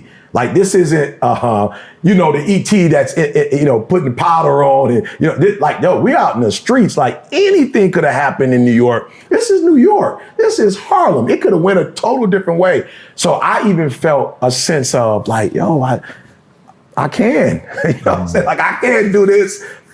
People do respond. And I had to speak that night. And I spoke with more energy probably than I spoke in a long time because it was like, yo, if it don't work in here, it's okay. Because out there, it works out there. And again, I felt good about myself. I think people get confused sometimes. When we do what we do, a part of it is for us and our life and our vitality and our belief and confidence in ourselves. Sound like Lisa now, our confidence in ourselves. It's the ego that gets in the way when you look at failure as something negative. Failure is just a way, some say, to try it again, but to try it differently and try it better. Does that make sense? Yes. It doesn't mean quit, give up, poor me, overthink it, stop, say I'm not gonna do it, woe is me. That's not what it means. It means that you did a great job, but you didn't execute. Everybody say it with me, execution is worship. Execution is worship. Come on, execution is worship. Execution is worship. Listen to me very closely. Nobody is gonna fire you if you execute. People fire you if you try hard and don't execute. No, people come here and tell me, I worked so hard, but you didn't execute. I don't pay you to work hard. I pay you to execute. I pay you to execute. I pay whatever I'm paying you for. If you're doing marketing, I pay you to make me look good and bring more clients. If you're not doing that, I gotta let you go. And if you're doing exactly what you did 4 years ago, I gotta let you go. Because we should be getting better every year. Failure is not a strike against you. Failure just means you're doing something wrong and you're doing something right, but you're not doing enough right, and you need to figure out what you're doing wrong, and you need to make the adjustments so you can execute. Nobody's firing people who execute. I'm gonna say it one more time, I'll say it slow. People are firing people who try. People are firing people who put forth effort, but nobody's firing people that get it done. Man, I tell people all the time, and I don't want to give my secrets away. You know what I'm saying? Football team be like, yo, we paid you to say that. Why are you giving that out? But I will say this to you. I've told guys like, yo, bruh, I'm not trying to disrespect you, but if you make a car and a house and jewelry your goal, bruh, do you understand who you are? Like, you a human being. It's actually humans that created cars and houses and clothes and stuff. Like, you way deeper than that. What you don't understand is that you're going to actually accomplish that. Like, you don't get it, but like clothes and houses and stuff, you're going to get that. So here's the question. When you get it, what's next? Like, if that's your goal, you can get I'm not trying to be funny. You can get a Rolls Royce truck, 400 grand. They sell those. You can literally go buy one. They don't check your age. Oh, I'm sorry, sir. You have to be 33 years old for that. You come in with the money or the credit, you can get one of them jokers. So you can get that. Yeah. Listen to me very closely. I'm telling you, don't worship that because you can get that. And if that's your goal, let me just say this. I just talked to the LA Rams, right? Let me just say this. Here was my big thing, Ed. My biggest thing to them was, yo, flat out, your whole life, you dream about playing in the NFL and winning the Super Bowl. You did that. You're 28 years old. What? Bruh, come on. Like, you 28. If you die at 90, you feel me? If you die at 90, you got 72 years left. You can't live off of the Super Bowl. So I'm saying to you, you have to not have outside goals because those are easy to accomplish. Try something like, I'll never forget, I used to do corporate. I thought they was going to run me off the stage. I used to tell guys, I know you make 7 figures, but are you a 7-figure husband? Are you a 7-figure dad? I challenge you. It's easier to make 7 figures than have your wife say you're a 7-figure husband. It's easier to make 7 figures than have your kids go, I love my dad. He's the dude you know on the street like that my dad is great at home. Most of us, because all our goals is stuff, your wife would probably say, you Clark Kent at home, you Superman at the job. That's not, I don't want my kids to say I'm Clark Kent. I don't want my kids to say, my dad, when he at Michigan State, he's Superman. When he in the world, he's Superman. But when he at home, he Clark Kent. No, I want to be Superman at home. I want to be Superman at the job. I want to be Superman in the streets. Matter of fact, I want to be Superman when I look myself in the mirror. And I'm hoping that one day the creator's going to look at me and say, well done, thy good and faithful servant. So for me, my goals, the Nobel Prize, my goals are going to take a minute. They're going to take so long that they may take a lifetime to actually accomplish. So people say all the time, like, okay, E, why do you do that? Bruh, I'm not comparing myself to nobody else. God knows what I'm capable of doing. And if I'm 52 years old and God is doing all of this, you think he finished? You think he want me to go, I got a PhD, I'm relaxing now. God said, listen to me very closely. You might be one of the best in English. Let's see if you can become one of the best in another language. You know what I'm saying? Like English is not the only language that I have for you. So for me, bro, it's like when you set all of these external goals, you can get those. And then what happens after that? But when you start doing the internal, my character, I want to be considered a man amongst men. I want to be a man of integrity. I told one of my guys the other day, I said, you know what? Here's the reality. Most people don't respect most of us because we have different standards for different people. When you start holding your son accountable, and like I got a church, my church watching if I let my son get away with murder. My church is watching if I let my daughter get away. My kids went to school. I preach school. They in school. My wife, like we hold each other accountable. So man, when you have internal goals, I told somebody this. I said, you want to be an influencer? You do what everybody else is doing. You get a house, a car, a boat. You want to be an icon? You have character. Oh, wow. It's the difference between the two, bro. You want to be an icon? You don't follow trends, you set them. It's a total difference, bro. An influencer and an icon, Mother Teresa was an icon. I still see her. I was just at the grocery store. I just saw something with the best people, top 50 people in the world. Mother Teresa was on the magazine. I said, how'd she get on the magazine? She dead. How's she still on the magazine? She's dead. But when she was alive, her character was so strong that we still trying to catch up to people like her. So I would just say, be careful with the extrinsic. It fizzes out after a while. You accomplish it, and then you're empty. You do them intrinsic boys. They don't rust. Character don't get old. Friendship don't get old. Integrity don't get old. Having my guys back. Let me tell y'all something. When I spoke for the power one more, when I spoke, I wasn't up there trying to get no gigs. I wasn't up there to be seen. I wasn't up there talking about Eric Thomas. I knew why Ed had me there. I knew exactly why he wanted me there. And I did exactly. You can't pay for that. You can't pay for this kind of relationship. And for a lot of you, I'm telling you, that stuff you buy is going to depreciate in value. But the stuff we doing, the character boy, it only gets stronger in time. Why? Because it's so rare. Because very few people honor it. Very few people understand it. Very few people want to do it. But when you get this, man, you don't have to worry about money and opportunity. You said something earlier that I thought was important. You know what bothers me is individuals' ability to check and hold people accountable. Like, I'm like, yo, it's crazy.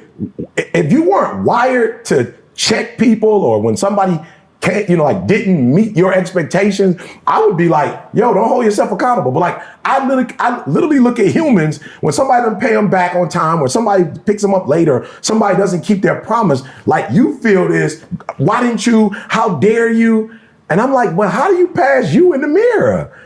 Like, yo, I'm not mad that you held him accountable, but how can you hold another human that responsible, but you don't hold yourself responsible? Like, how is that possible? Like, somebody doesn't do what you think they should do and you go off, but then you give you a pass. Like, you don't go off on you. I'm like, yo, if you go off on my man, that's cool. But when are you going to go in the mirror and check yourself? Like, why are you giving yourself a pass? Why are you giving yourself an out? That same energy you have to let others know about themselves, you cuss my man out. He didn't, whatever it was he was supposed to do, he didn't do. He almost ran into your car. Like, you cussed my man out. Like, you went off. But then you didn't finish school, or you didn't write the book, or you didn't do the album, or you didn't go back to school, or you told yourself you was gonna lose weight, and you just let yourself off the hook. Like, well, you didn't do it. Poor you. I'm saying, no, do me a favor. With that same energy you use to hold somebody else accountable, hold yourself accountable. Because here's the deal. You hold me accountable and I change. How do you benefit from that? Like, how do you benefit from getting on me and making me make adjustments and corrections? You don't benefit from that. You don't get the money that I make when my business blows up or when I get my degree. And I've seen people get on me. Eric, you need to finish school. I'm like, bet. But you got some stuff that you need to overcome. I literally listened to you. You got on me and you checked me about not finishing what I started. Okay, well, I finished what I started.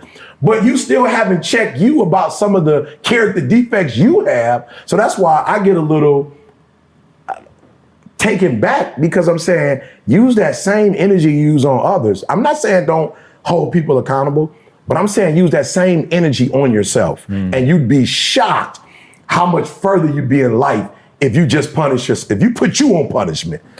That's what I like about book. you, man. You put you on punishment. Put you on punishment? Yeah. And I think too many of us are in the window, meaning you're looking at everybody else and what everybody else is doing, and you don't know what you want because you know so well what they want. You feel me? Like, there's certain things I don't want. I want a relationship with Ed. I want that. I don't necessarily want some of the, like, I don't wear watches. I'm not against watches. I don't think there's anything wrong with a watch. Yeah. I don't think it's just not my thing. I don't, as a matter of fact, if you ever watch me, I don't even like to wear a belt. Like, I got this phobia. Anything that's on my body, I wish I could like have the emperor, the naked emperor. Like, I wish I had his suit. You know what I'm saying? Like, I hate putting on clothes. You feel me? I hate it. But I know that there are people who are constantly watching what other people are doing. And now you're wanting what they want when you don't even want that. And the way I started this whole UOU video in New Zealand was, I was with a group of people, and I promise you, they ticked me off. You know, they were like trying to, you need to do this and you need to do that. And I started the whole speech after having a conversation with them saying, I don't want what you want. And you're not going to make me want what I don't want. I don't want that. I love relationships. I can go to Ed crib and chill. We can just drink water, doggone it. I don't care. We could just walk on the beach. As long as there's a relationship and it's making me better and is nurturing me and that is feeding that human need for a sense of belonging and safety and self-actualization, I'm not really on nothing else. And so, you know, for my birthday, what you want to do, E? I just want to be in the room by myself because I'm always with people or helping people. I just want to chill. And so I know what I want. And because I know what I want, I'm not going to do what you want me to do and fail. You got to hear what I'm saying, please. When you don't look in the mirror, you are not empowered.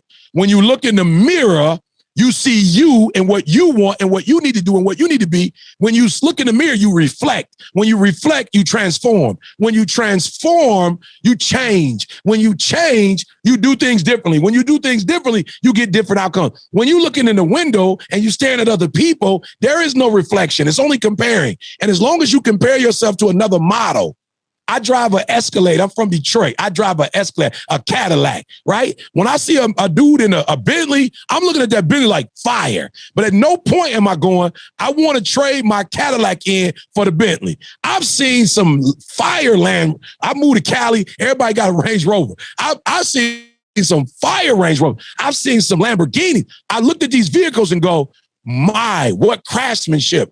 I've never gone, I feel this Escalade. I feel so bad. I'm in an Escalade. This is the car that was my dream car. The black on black. This is what I dreamed of. This is it. This is my dream vehicle. And so I don't look at what others have and compare. I actually look at what others have. I actually look at Ed and go, man, there's a God. Wow. Look how he operates in his gift and his anointing. Look at his energy and his passion. Look at his delivery. And then I go, hey, God, Where's mine?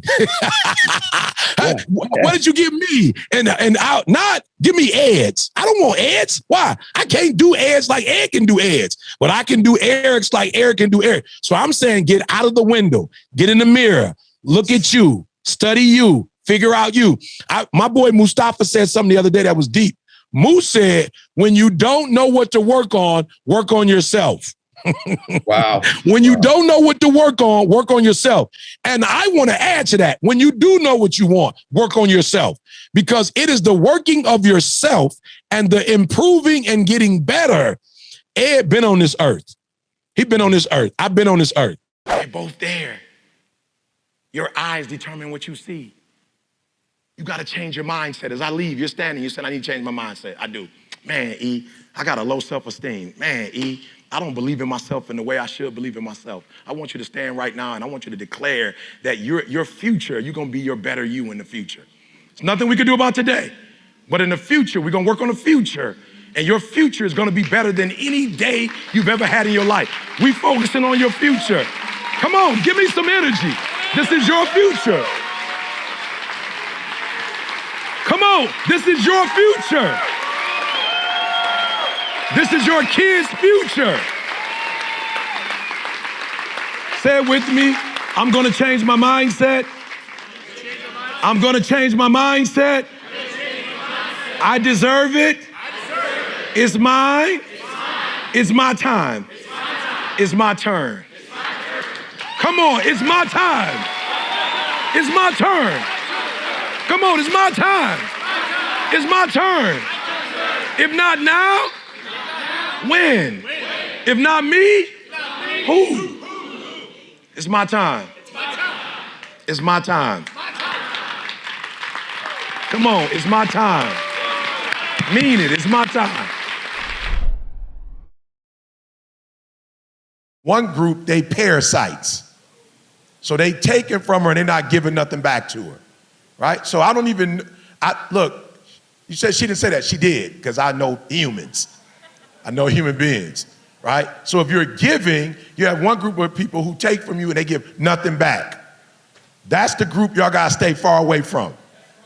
You gotta grow up and you gotta remove them. I don't know what it is, how you grew up, you just feel like you gotta look out for people that ain't looking out for you. What happens with parasites, if they keep taking, they call your bank account, you did what with your bank account when you keep taking and you can't overdraft, and what do they do to your bank account? They close it. Know what I'm saying? That's the same thing happening in your life. You're just not getting it.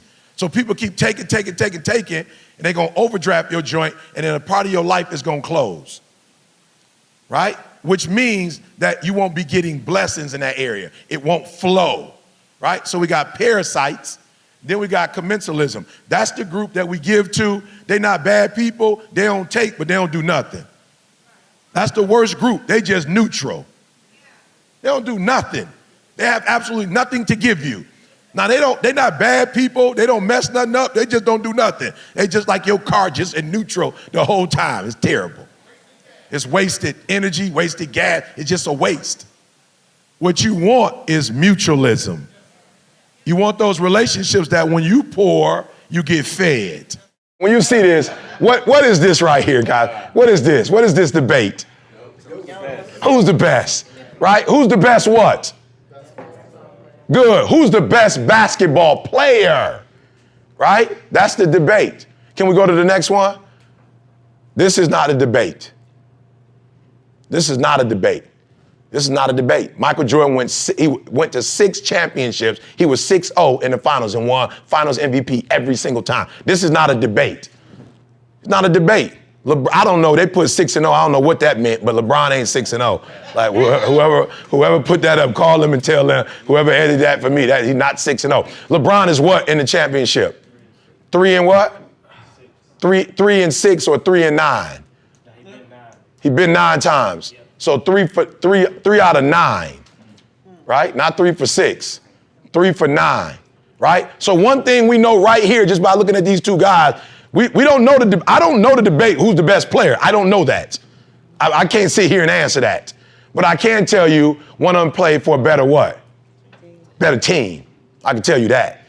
I tell you, there's a big difference between the Chicago Bulls and the Cleveland Cavaliers. Big difference, right? So Michael Jordan played for, by far, I don't care how you, like, what had to happen. I don't know. I don't care. What I'm trying to show you is that one of the things that is going to require for you to get to the next level is you have to be on the right team. Facts.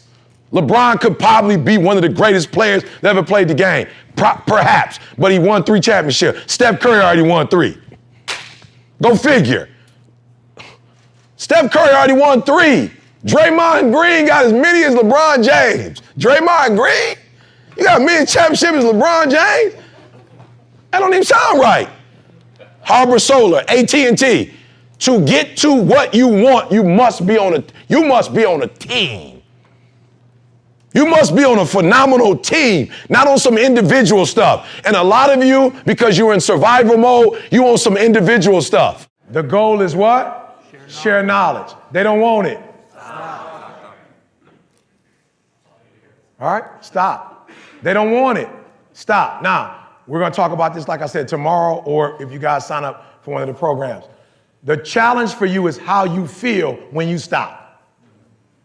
That's the challenge.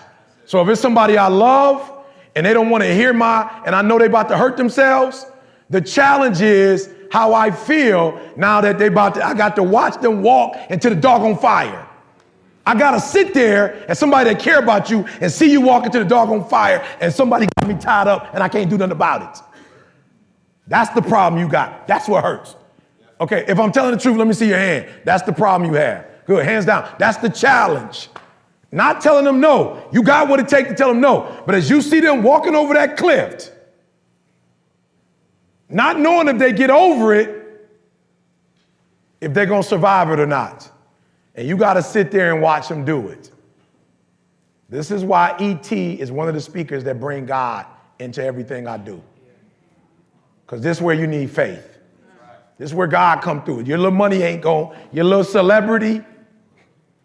There's some places your little celebrity and your knowledge is not going to take you. This is why I talk God talk. Because there's some places you're going to go that only God going to be able to get you through. And when you watch a loved one going into a fiery furnace and you can't do nothing about it, this is where you need God.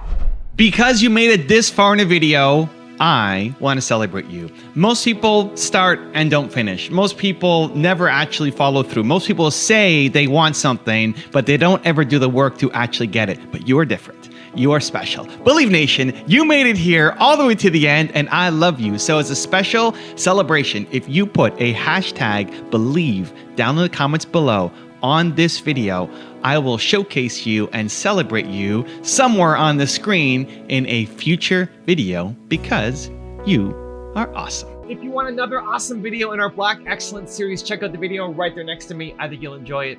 Continue to believe, and I'll see you there.